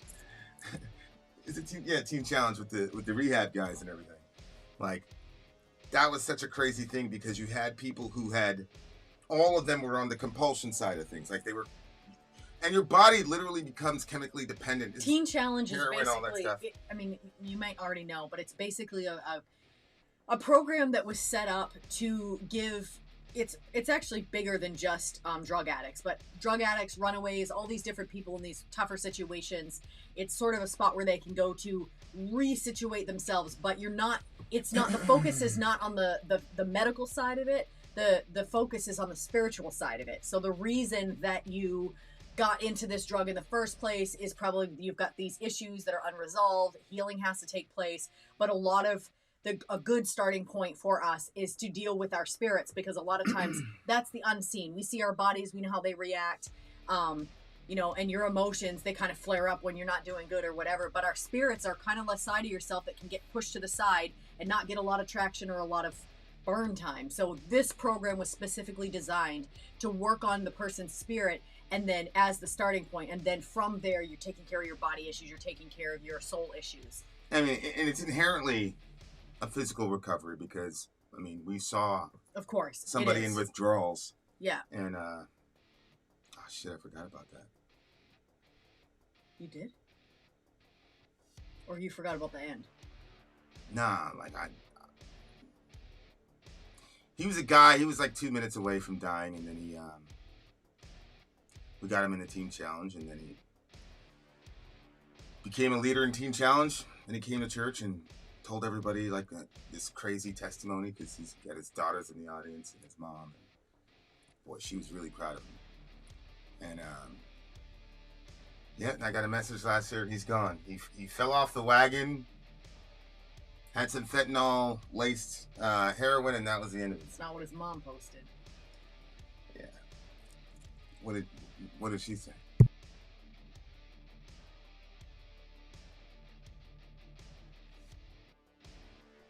For causing him so much stress. And that's why he's gone. That's why he's gone right now. Always somebody else's fault. I thought that was terrible. Oh, I see what you're saying. Yeah. Yeah, that's why people like that die. It's because they have people around them that enable them. Well, that was one of the things that they said was that when people get into the program, they told his mom, like, you got to be strong because he's going to call you. They always do this. They're going to call you. You're freaking out. They're going to say they're treating me so bad over here. Because they would do these things like, you go dark. X amount of time you can't even have your phone. It's for obvious reasons. If you have your phone, your contacts to your drug people are there. Your contacts to your friends that can come pick you up when you're at the height of where it's the most difficult. Yeah. They like kind of take that from you. You agreed to it before, but they do that so that way when you're in your kind of mania about it, you don't have those options and you kind of get past that point before you get your stuff back. But they said what people always do is they find a way to a phone. They call their mother, they're freaking out, and the mom, like, mom instincts kick in, and she's like, oh my gosh, let me save my baby. And then they go over there, and they said a lot of times within 2 weeks of their mother picking them up, they OD.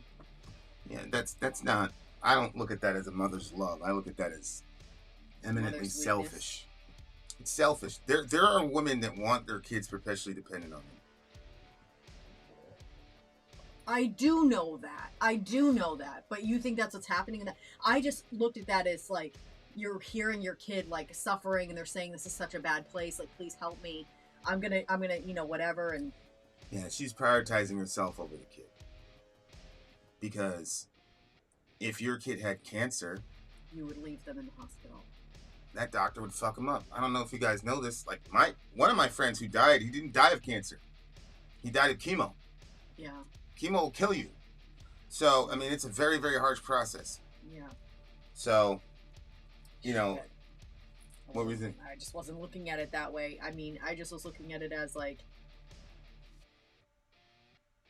a mother just wanting to, yeah. Yeah, that's what it looks like under the surface, right? But we've seen women who enable their grown children. Yeah. See what I'm saying? And they could never, like, switch that key on them.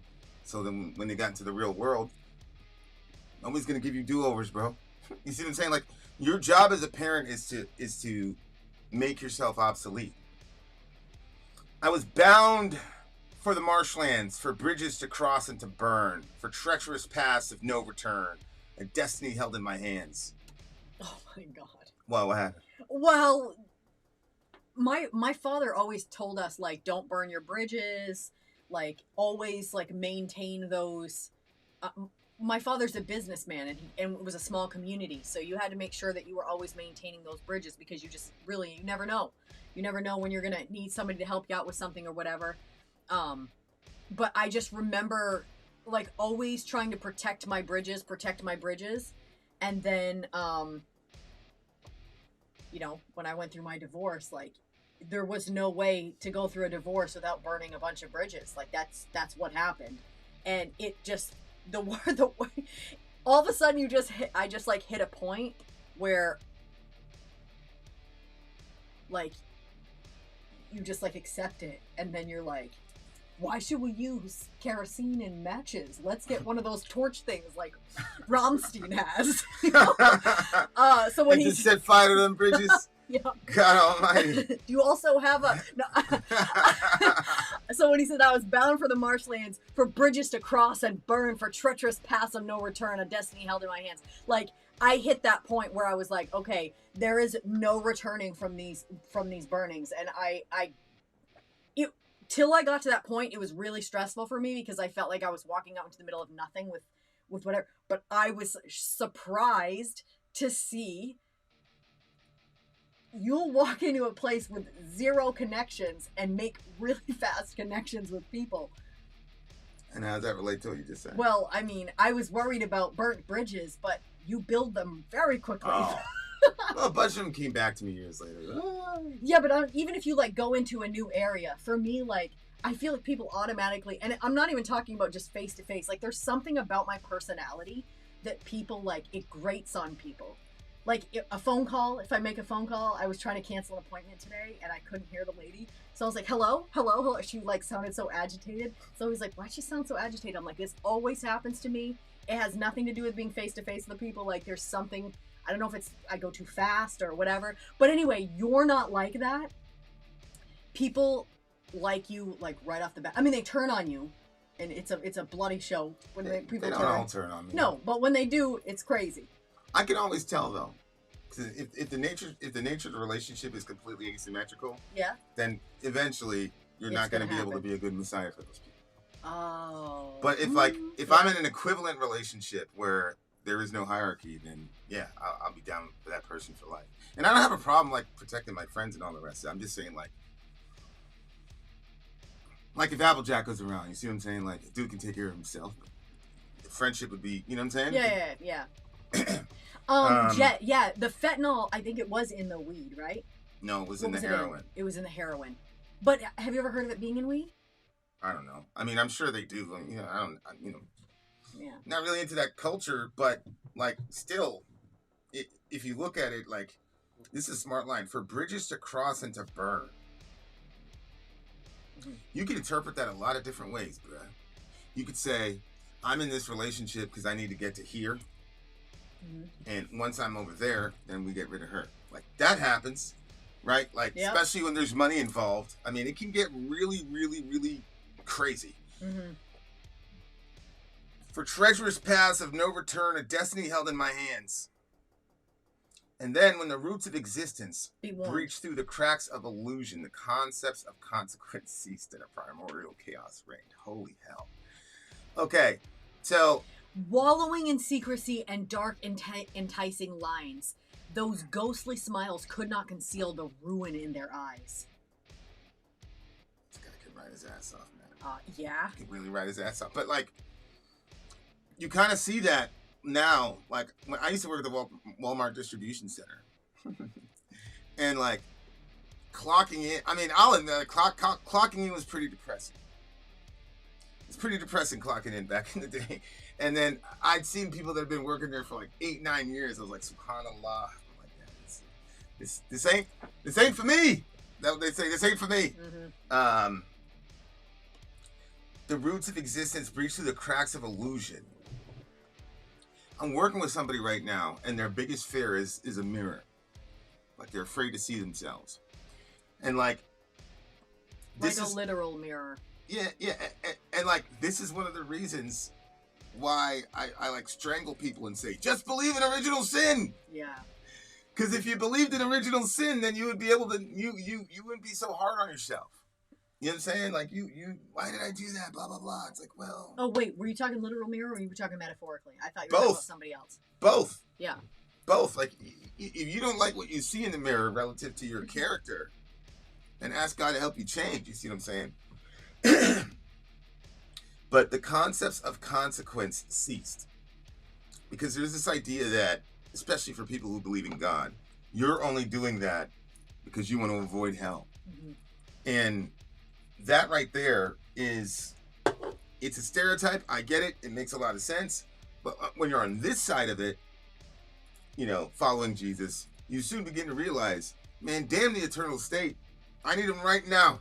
You see what I'm saying? Like, now. Yeah. He's a very now God. I am the God of Abraham, Isaac, and Jacob. Because everything is now for the home. But if your existence, if you believe that the root of your existence is chaos, because look, there were the roots of existence. Now watch the last line. And primordial chaos reigned. See that? So it's kind of sandwiched between those two concepts right here. The roots of existence, right? Mm-hmm. And then the primordial chaos reigned.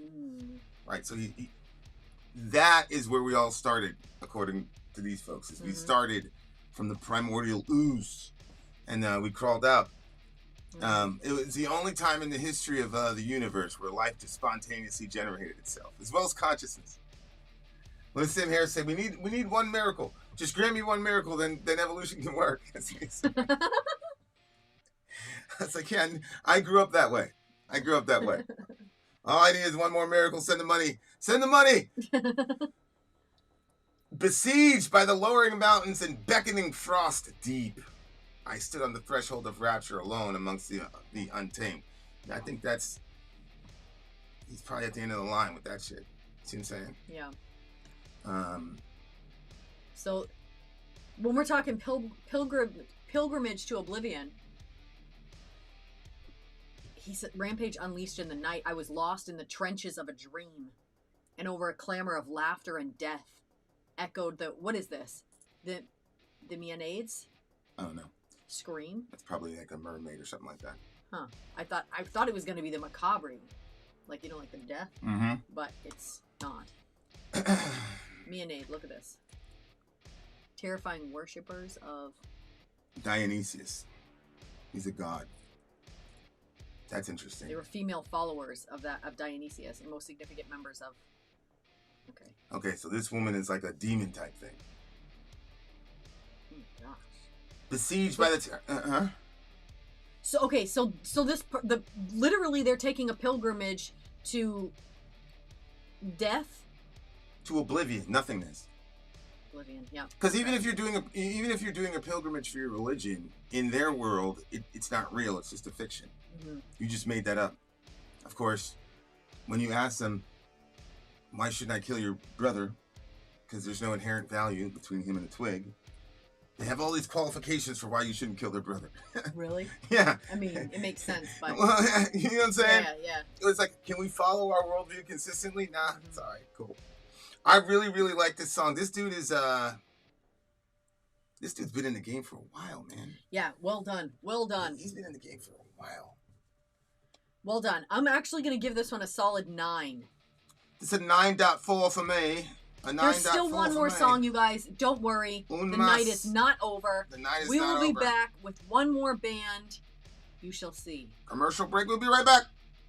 I'm Vin. I'm Sori. If you would like to get your song reviewed, dear listener, there's the Filthy Capitalist option. As Sori says, $125 gets you straight to the head of the line. You don't have to be a part of the alliance. You don't have to be part of the group. Wait a minute. And the biggest thing is you don't have to wait. You hop, skip, and jump right in front of everybody. $125 gets you there. You do that 3 times, and then get mashed down to the $75 rate for perpetuity. Yes! Also, there is a band review option. So if you've got a band and you're trying to get your band some exposure, hit me up at itsori@gmail.com, and I'll show you the details about how to pull that off. You can also jump on Patreon, and there is a option on the tiers to be able to get your band reviewed. Yep. Obviously, we can't lie to you, so we can't guarantee a positive review. Get what you get. It's just rubbish. Rubbish. Rubbish. That's British for garbage. My favorite is the community option. $1 at the gate gets you in at Patreon. You get to join an alliance. The alliance joins their points together, and that helps determine what songs that we do. The alliances hang out on Discord. Message me on Patreon to get the link. And they do all kinds of other cool things. They do Minecraft, Dungeons and Dragons. Yeah. It's really a community within the community. Anybody can go in the village, facebook.com/VinandSori. There's 160,000+ people on the channel.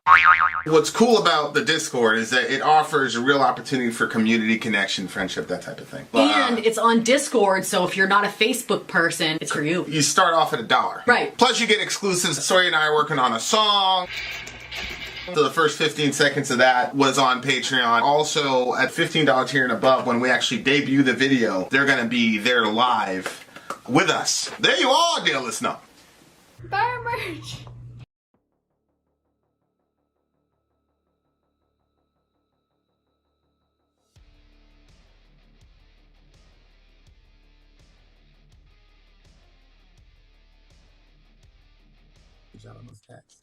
What's up, losers? We've returned. Yes, the white screen is gone. Now, let's see for our final song of the night. For the True Cult, as you guys know, True Cult is one of our alliances on Patreon. Check the link in the description if you want to join and influence our song list. Forteresse. I'm assuming that's a French way of saying fortress. Nous, Allons. That's how I'm going to pronounce it. What was it? Nous, Allons. I don't know. Trying to sound European. Go ahead. Pretty close. Pretty close. Okay, that means, where are we heading? Jannah. All right. Where are we heading? Oh, that's the... Okay, let's see. Woo! We got a lot to read. Prepare yourselves. Okay. Simon did the translation and explanation for Caribou. The rest of the info comes from me, just for clarification, says Neil. Calendros here. Simon covered most of it, but I will add a few details. Well, maybe this is what Simon said down here, so let's do this. This selection is brought to you by Calendros for our Alliance celebration. Oh shit, Fortress, there's a Calendros song? Are a Where? Quebecois. In other words, they're from Quebec. Quebecois. Black metal band. How do you not know this? You're French, bro. Continue. What do you want me to say, Vin? Because I'm an idiot. Because I don't that. remember. You say you're French. How do you butcher pronounce Because my family didn't speak French around us, so they could have a secret language to speak over our heads. That's literally what they did. I already told you this. Well, that's smart. I wish I had a secret language. That's so true. You can only do the spelling thing for so long. Referring to them as Quebecois is international, as they're a band that supports Quebec nationalism and supports Quebec separation from Canada. This track from the 2016 album Themes pour la Rebellion, which translates to Themes for the Rebellion. Simon, a member in our Discord, was gracious enough to translate the French lyrics into English for us. Simon wanted to note that the caribou mentioned in the song likely refers to a drink rather than the animal. Caribou the drink is generally a mix of red wine, whiskey, and maple syrup, though sometimes recipes use rum or gin instead of whiskey. Oh, you'd like that one. Yep. With the I'm actually not like a giant fan of maple syrup, but if I was in Quebec and you were like, let's do something Canadian, that seems like a very Canadian, they smoke the maple leaf over there. I mean, yeah, we know folks can get down over there in Ontario. Yep. Simon wanted to know. Shout out to Drake. Keep your families away. Stay away from my daughters, Drake. Yep.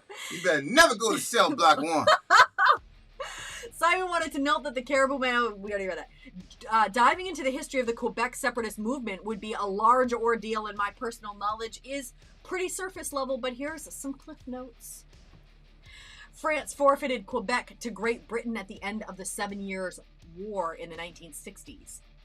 In 1960s, the Quiet Revolution began that led to political parties with Quebec sovereignty as a goal. In 1970, a terrorist Quebec separatist organization, Front de Libération de Québec, kidnapped two diplomats. White one folks from ain't playing with I you, boy. know. I said, wait. White folks ain't playing with you. Kidnap your ass. Man stealing Holy still. Kidnapped two diplomats. Can't get out of your fucking DNA. Yeah.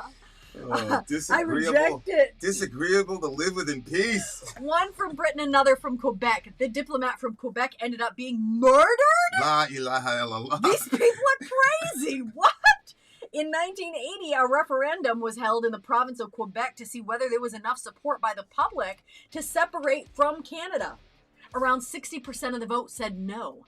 By the 1990s, the Bloc Québécois, a federal party focused on Quebec sovereignty, became the official opposition of the federal government, essentially making it the second most powerful political party at the time. In 1995, a second referendum was held. This time, the no separation vote won 50.58 to the yes 49.42. Now, we have Calendros, who has a word. Calendros here. Simon, actually, you want to go around with that timestamp? What do you think we got that?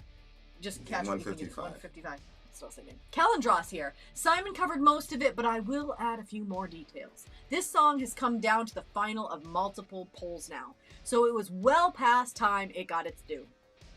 There is some controversy surrounding this band, as the Quebec separatism movement is also associated with some pretty terrible elements, namely murder. Probably right? racist. They're probably a far right group. Oh, I thought this was the group that kidnapped people and murdered them. Yeah, it'd be the same group. Okay. I think just depends on what their motivations are. Right. Forteresse, for their part, has long stated that they are non-violent and do not support the fringe elements associated with the movement. Setting the drama aside, this song and album is a unique one from them as it boasts far better production than previous efforts and has a nice mix of melodic, atmospheric, and traditional black metal elements. This from their fifth most recent full-length album in 2016. They put out a 7-song EP in 2017, recites which translates to patriotic stories, and have not produced anything else since. So sit back with your caribou drink, mix it up with the wine, the whiskey, and the maple syrup, or the rum if you like rum, and let's do this. All right, here we go. After that very detailed introduction, Yep. if you're still with us, here we are. Fortress, let's do it. Let's go.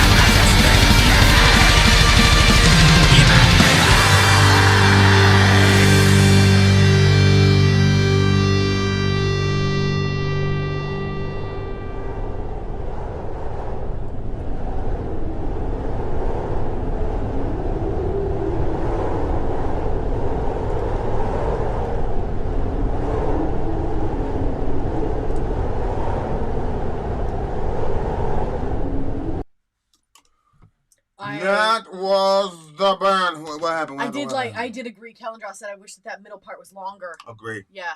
Agree. You guys, what they were saying that this is blackmail, right? That the band might not be happy that it was translated into dirty English. What other type of English should it have been? I'm gonna put it into ChatGPT. I think he's saying English itself is a dirty language. Well, I mean, you want us to talk about your song or not? I mean, I don't speak French. All right. So I misunderstood. I'm like, okay, what do I? You know what I thought? Like Elizabethan. You know what do you say? Elizabethan. What? English. You know we're talking about the King James. Elizabethan English. Okay. That word. I was like, is that what they're looking for? Like, it should be a little bit more proper. I was just gonna throw it in ChatGPT and get it to. But I understand now. You mean dirty English as in English itself is dirty. All right. Well, you know what? This review is going to be in English. So do with that what you will. All right. I mean, what? I understand the stuff that we were reading before about their history and like, you know, the movements and stuff like that. This sounded like something that was happening like way back in the day. Like, let's ride on horses. For a long time, the house has been empty, laid siege to by money. Our sons have immigrated, constrained to surviving off the land. Our daughters took husbands. Like, doesn't that sound like it's like way back in the day? Yeah, I think he's saying this is how we got here. Okay. It's kind of a flashback that gives explanatory power to the present and the current problem that they're facing. I can definitely see how this band would be controversial, though, especially after the first stanza. I mean, basically says. Our sons had to leave because the economy is so horrible that they can't survive out there. And then our daughters took husbands. Presumably the daughters stayed behind, but the husbands that they picked probably weren't necessarily like not they, you know, like parents have preferences as to who their kids date. See what I'm saying? Mm-hmm. So I think there might have been some of that going on. See what I'm saying? Oh, okay. But yeah, like the sons immigrating stuff, it kind of sounds a little Tucker Carlson-y, like our, you know, we're being replaced type of thing. You know what I'm saying? Because that's a real fear right now, universally for Europeans, is they're afraid of the things that they did happening to them. See what I'm saying? So. I mean, that is so interesting because it's like people spending all this time to say that stuff really wasn't like that, or it's not happening still, and but then the first signs that might happen to you, people are like, get real sober when it comes to ourselves. We were having this conversation about like attraction, and we were talking about like fat phobia. That's what they call themselves. They call themselves fat. So I'm not trying to insult the person, but they were talking about like if you would never date a fat person, then you're fat phobic. And it's like, and we had the discussion like, well, people allowed to have preferences, what the hell? And then she said, yeah, but you got to ask why you have those preferences and why you have this aversion. See what I'm saying?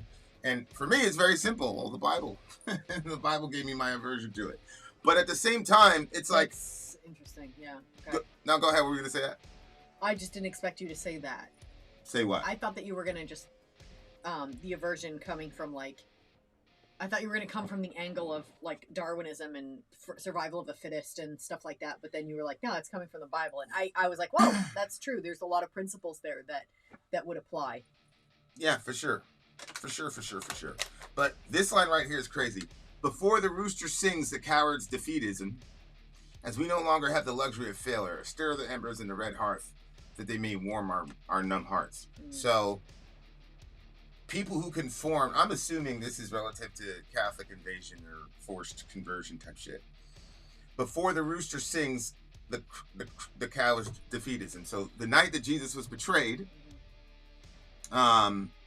he told Peter, he said, look, all you guys are going to leave me. You're going to leave me behind. And Peter says, I will never do that. Peter said, I will go to prison or death with you. Jesus said, for real? You're going to go to prison or death? All right, let's do it. So then here come the Roman soldiers, and this guy, true to form, is a gangster. Peter pulled out the sword and hit him. Whap! Jesus heals the guy and says, Peter, stop it. It's at that point that Peter said, ugh. But earlier, Jesus had told him before the cock crows 2 or 3 times or whatever, you will have betrayed me. So Peter denies knowing Jesus, and then he hears a rooster crow, and he freaks out, and he, bad situation. So here, that's kind of been the understanding of like that night, right before the rooster sings the coward's defeatism, because Peter was functioning like a coward at that point.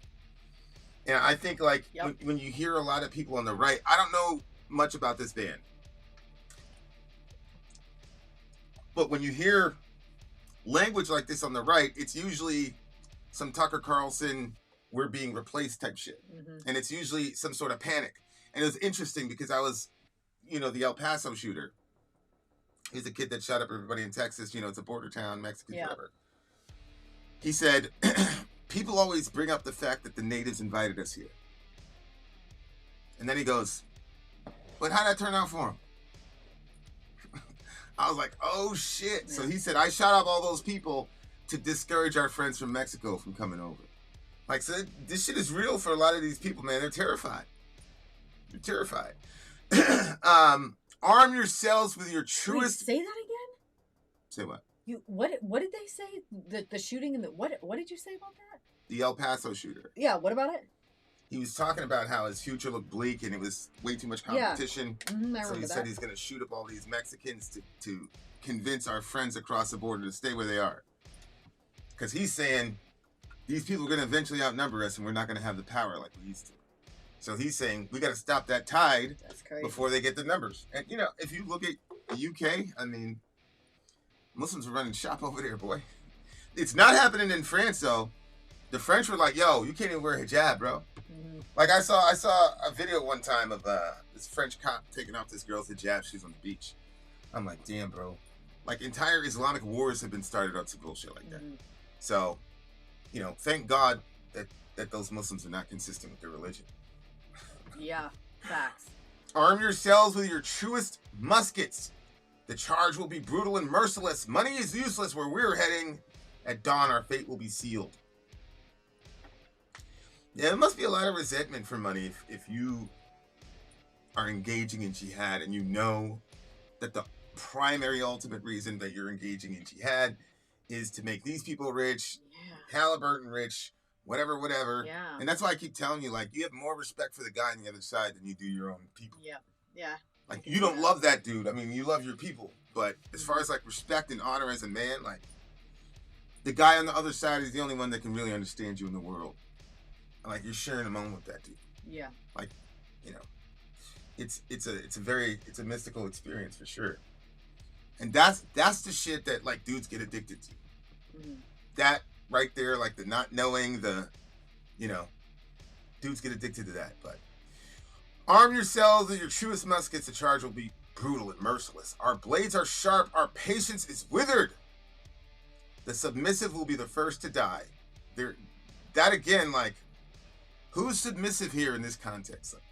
Like, are you saying people that like immigrants are like I said, like, I don't know. Kel and Simon are gonna have to fill in the blanks. Arm yourselves with your truest muskets to charge. Yeah, I keep reading that line. It's like, I like that phrase, truest musket. Oh, Shit ain't gonna jam on you. Yep. You should have been doing your drills, buddy. You should have been doing your drills. It doesn't go off to the right a little bit. You should have been doing your drills.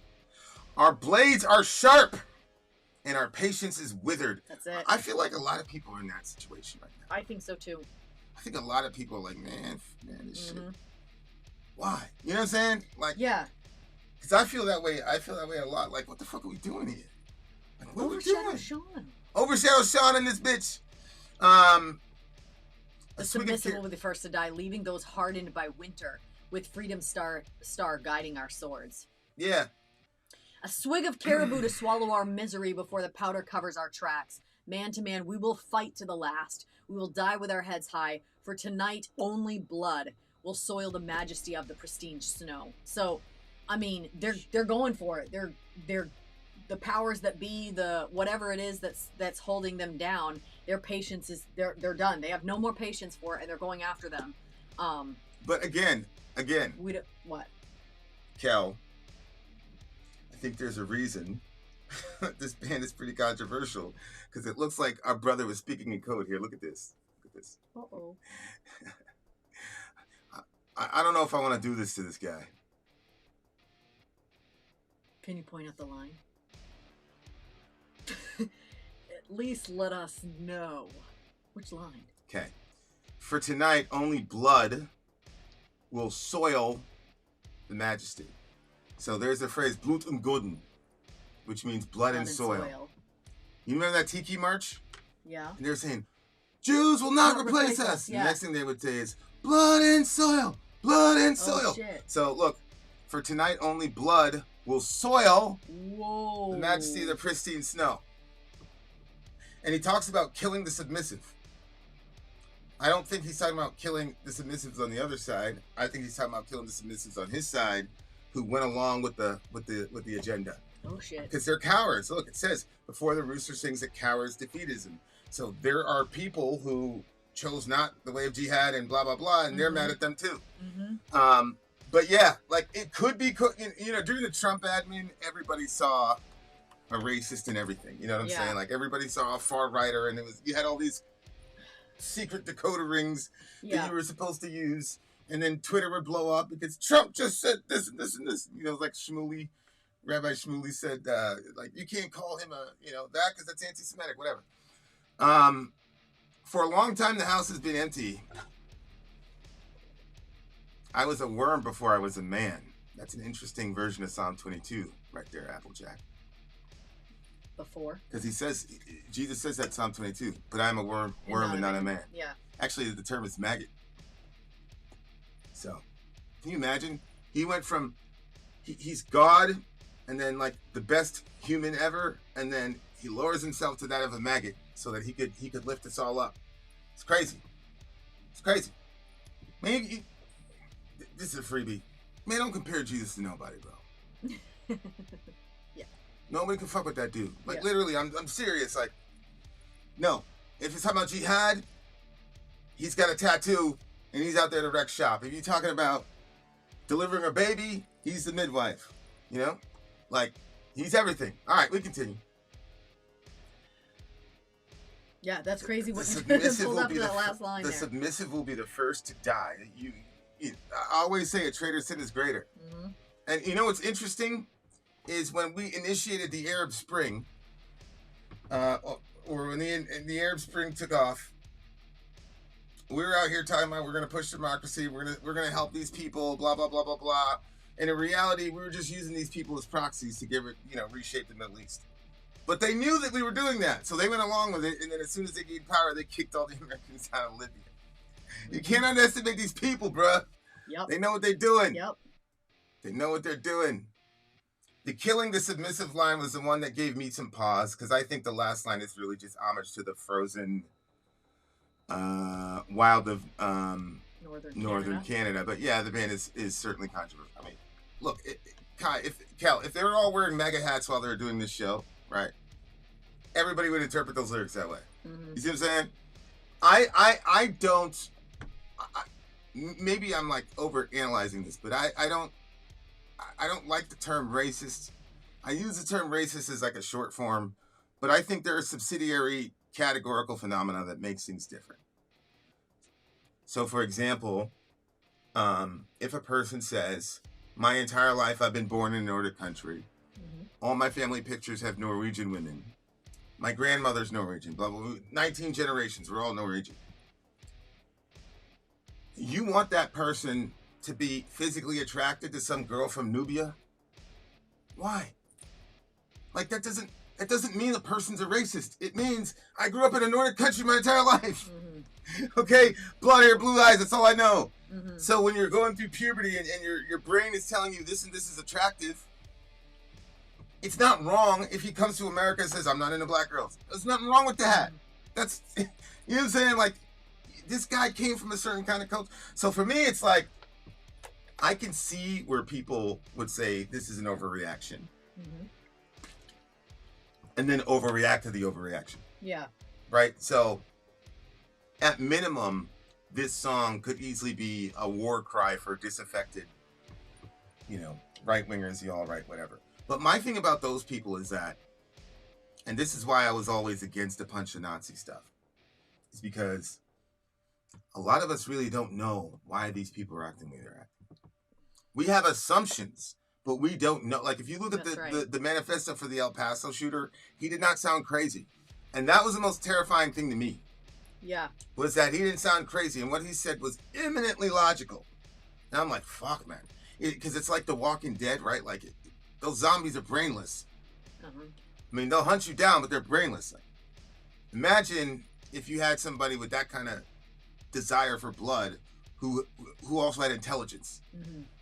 Like, that's one of the things that we underestimated relative to the Arab Spring, for sure. But I don't have a problem with... Cal says I tend to take people at their word unless they prove otherwise. Look, man,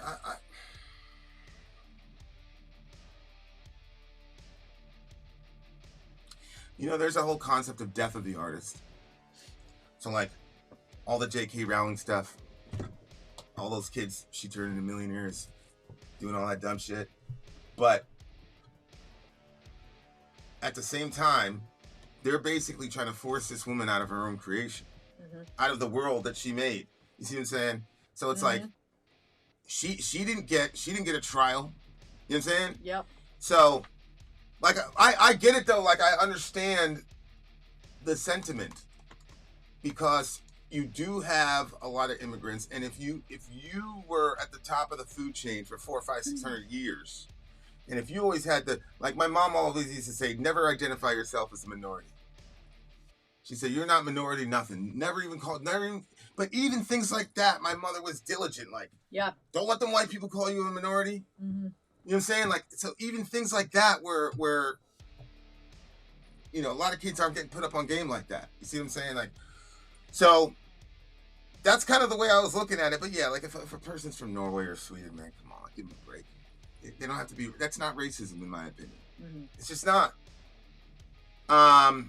But yeah, the death of the artist is this concept, like, can we enjoy a person's art even if they were horrible?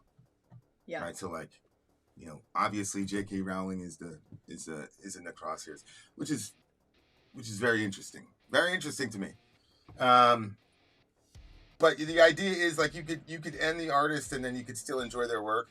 You know, a lot of this happened during R. Kelly, the whole R. Kelly situation, because there's nobody in our generation. There's no close second to R. Kelly. None. So that was a big problem for us when the trial and all that thing started. And, you know, then he ended up in prison. And now, like, I think it's because he's in prison, people are like, all right, I'm going to listen to R. Kelly now. Because it's like, he paid the price for what he did. You see what I'm saying? So, you know, but I still see people struggle with, like, Lovecraft. Lovecraft, for example, was horrible, even for his time period, I guess, on the race topic. You know what I'm saying? So it's like, and then it's like with us, it's like, secularists don't just have to deal with that, so do we. We got Jonathan Edwards, one of the most brilliant minds in American history. And look at him. He's got slaves. And then his unwashed masses were coming to him, because remember, they're in the Northeast, and saying, yo, hey, hold on, what are you doing with these slaves? And Jonathan Edwards said, you're just jealous because you too broke to have one, nigga. That's what he said from the pulpit. Holy shit, Jonathan Edwards. Which means the money that he was getting was probably coming from his congregants, the ones that were 100%. Telling him, this is not right. Can you imagine? 100%. Oh my gosh. 100%. I can't listen to Ice Thursday. Yo, I think that's crazy. That's crazy not to listen to Ice. That's because of the January 6th thing, right? Imagine if all of his, like, followers would have, like, gone on, like, a boycott, and they would have been like, we're not putting any more money into this church until you get rid of those slaves. Oh. You set them free. Yeah. They weren't going to do that to Jonathan Edwards, though. Like, look at John Piper. He's still talking, oh, you know, Jonathan Edwards, you know, he's a great... So John Piper called Edwards's unrepentant slave owning. He said it was a spiritual blind side. Like, it was kept from him. But he's still confident that Edwards is in heaven. I'm thinking to myself, well, if he was gay, there would be no such confidence. Yeah. Right? Yep. The passage actually stacks them one on top of the other. You know, it talks about the laws intended for the lawless, for the drunkards, those who strike your mother and father, for the sexually immoral, for the arsenokoites, which is men who lie down with men, and slave traders. So it's like, You are a sodomite if you are a slave trader. Jonathan Edwards went his whole life believing in the institution of slavery, and Christian evangelical Christians never question his salvation, and if you do, they'll look at you like you're crazy. But simultaneous to that, I could say I got a trans friend who I'm taking care of situations and I'm bouncing shit off her, and I'm like, yo, pray for me, blah, blah, blah. And I know she's going to do it because I understand her spiritual. I'm not going to put her name out there for whatever. But, like, I know she's going to pray for me. You know what I'm saying? And so, like, and I believe Jesus is going to hear her. Mm-hmm. It's like, is everything the exact way it was supposed to be from creation? No. But if you can find a way to get a slave owner like fucking Jonathan Edwards, if you can find a way to get that motherfucker into heaven, you better leave them folks alone. Yep. Jesus said, if you knew the truth, you wouldn't have condemned the innocent. I desire mercy, not sacrifice. Mm-hmm. We out here sacrificing these kids out here so that we could look better in front of our church group, man. Astaghfirullah. It's fucking horrible. It really pisses me off when secularists, look, they OD, they go overboard with the woke. Well, fine, I get it. I understand that. But they're a lot easy. They sniff out bullshit a little quicker than us. Them secularists do, because their posture's already the posture is already skeptical, right? That's right. And I think that the Bible tells us to have unconditional faith in God. It does not tell us to trust other people. Mm-hmm. As a matter of fact, it says the fear of man is a snare. If you worry about what other people's opinion of you is, it's over for you. That's true. It's over for you. That is so true. He was arrested by the FBI and is in witness. What? But I think they're talking about another band. No, that's John Schaefer from Iced Earth. Oh. I didn't know he's got a fucking. That's insane. Why? He's in witness protection? That would mean that he was actively planning shit. Guess we should have taken that interview when we had it. It was gonna happen the next week, literally. We had the date and everything. Not him, but Matthew Barlow, the singer. Yeah. And we were talking almost every day, me and that dude. You know, we were chopping shop because, you know what I'm saying? But yeah, man, that was it for them. So yeah, this band, like, I could see how fascist French nationalists could see this song as sort of a war cry. Mm-hmm. You can, and again, when people have a certain animus to your religion or they have an animus to your race or whatever, you have to understand the social context of shit. Like, that was a big thing for me that I learned from the channel, was that the burning down the church stuff over there in Europe, like, that happened, but the I forgot what they called it, the heavy metal moral panic also happened, and these kids playing D&D were getting round up all the, you know, all types of crazy shit, you know? Yeah. He was the first participant in the storming to plead guilty. Prosecutors agreed to a recommendation of 3.5 to 4.5 years in prison. Jeez. I don't like what happened on January 6th, man, but 5 years in prison? It's crazy. Wow. Shit, man. Okay, so I like the song. I don't necessarily have a problem with nationalism completely. I understand it, and I think everybody just needs to give everybody a break, man. If you're from Norway, you're most likely, there's a certain body type I like. And it, you know, it's in the Bronx, New York. And I ended up with a white girl, and like it says in the meme, white girls are evolving. White girls are evolving. They're evolving. All right, 9.6. 9.2 for me. This was a really good jam. That is the end of our True Cult stream. Unfortunately, we have reached the end, my friend. We have reached the end. I like what Kel says here. I'm good with people being proud of their heritage as long as it's not harmful to others. Yeah. Mm-hmm. Yeah, and as long as you're not trying to like rhetorically put somebody beneath you. Yeah, and I'm also good with like a bit of banter in it. Like when we were in college. Like... Hey, Basilius! Basilius! Oh no! Hey, Applejack, my brother. If you see a dude, he's got like a Greek Orthodox name. It's like Basilius, whatever. That dude is like, he's a Christian. Like I believe he is. I believe he's my brother for sure. He's just racist. He just believes that black people should stay with black people, white people should stay with white people. That's why he posted the picture of me holding the baby. He's like, "You guys have done it again." Oh boy. At the beginning of the channel, Sony was like, "Yo, this fucking guy, blah blah blah, he's saying all this shit in the comment section about you." I was like, "Yeah, we good." I'm like, you don't have to like me, it's okay. But soon after that, he disappeared. So I'm pretty sure Zonia did her little AI thing and got in the food. I didn't see that nigga after a while, bro. It's like, what the fuck? Where'd he go? That's funny. So yeah. So Applejack, when I see Basilius, I need you to send me a picture because I'm gonna have me and Sori, and then you and your girl. As a matter of fact, Ciso also is with a white girl. Yeah, I thought it was Ciso. So we're gonna have a trifecta miscegenation for this man.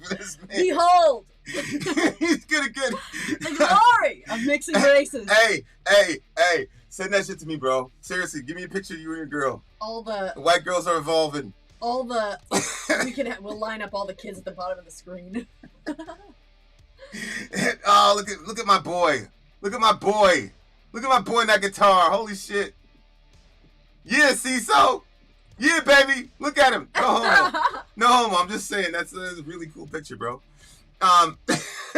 Yeah. We're gonna make a song for Basilius called the Miscegenation Blues. First it was the Italians, then it was the Jews. I really have misogynistic, racist views. Blues. Those are the people I love trolling the most, because if you were not a supermodel, they really would not care. They wouldn't care. But look, no, I'm serious. Look, no makeup, no nothing. Huh? Oh boy. Those are some good genetics that have now been subsumed by the black man, Basilius. And now we got a bunch of brown babies in this bitch. Yep. Okay. With strong opinions on more miscegenation. Here's the miscegenation. All right, guys. All right, you guys. Thanks for coming through. We have a big stream tomorrow. I believe it's also at 10 p.m. We got a major stream tomorrow. You guys are gonna want to be there. I promise. The Imperishable Flames. You know how they get down. Oh shit! Where's Biden to challenge Basilius in a racism off? I think Biden would win actually, because I think Basilius knows that we can use computers. You remember last week that those Democrats are like, black people don't know how to use computers, blah blah blah. No, I did not know. Thank you for the help, lady.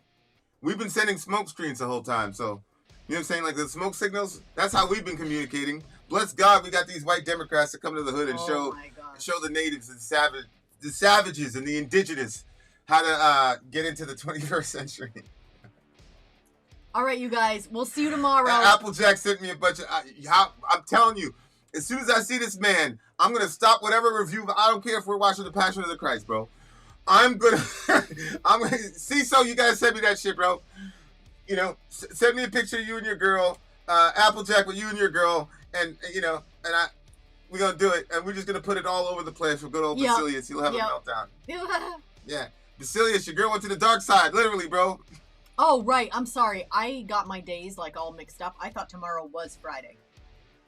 Tomorrow is actually the 23rd. Oh, that works out good. I think that's when Johan has his thing, because I think he said it got moved to tomorrow, which actually works out better. Okay. Well, there may or may not be a stream tomorrow. There might still be one, because Vinny and I have one we got to get done. So. Look at Ian. I heard black people evolved to use a tin can and a string. That's how we communicate. Oh boy. That's like what did Biden say? He's like, you know, something about white kids and just because they're poor doesn't mean that black people. He said some crazy racist shit, but he was trying to like be nice. And you coons still went out and voted for him. Stupid. Thanks for making my life better, everyone. I appreciate every single... Yeah, Hector. Appreciate you, bruh. Make sure you comment a little bit more. I love hearing from you. Next stream, I want you to comment like crazy, my boy. Okay, guys. We love you guys. For real, for real.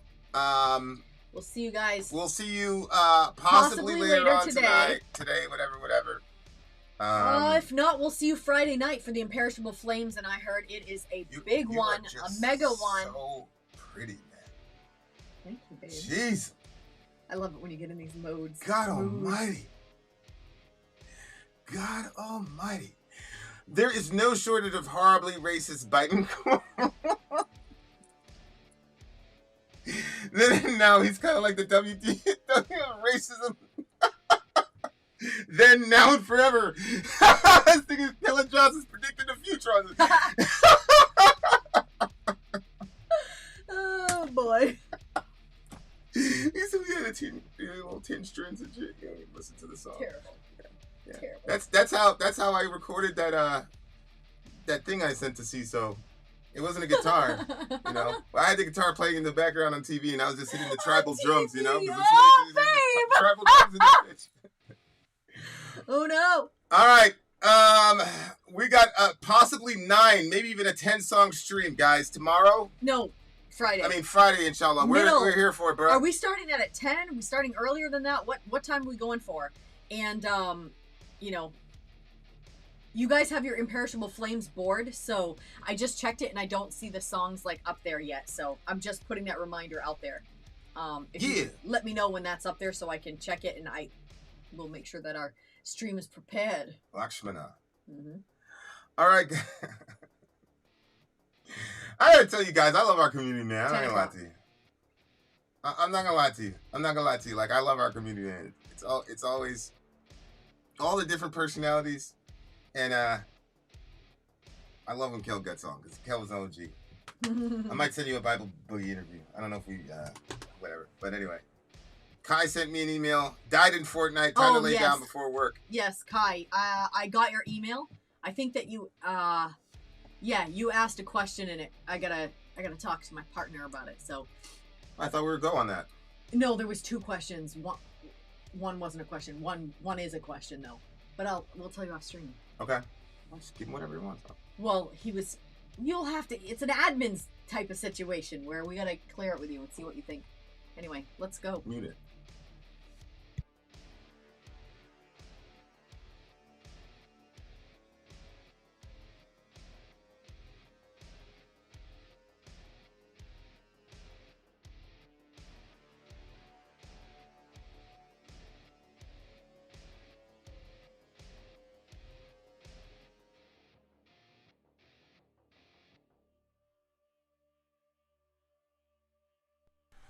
All right, Kai. Figures.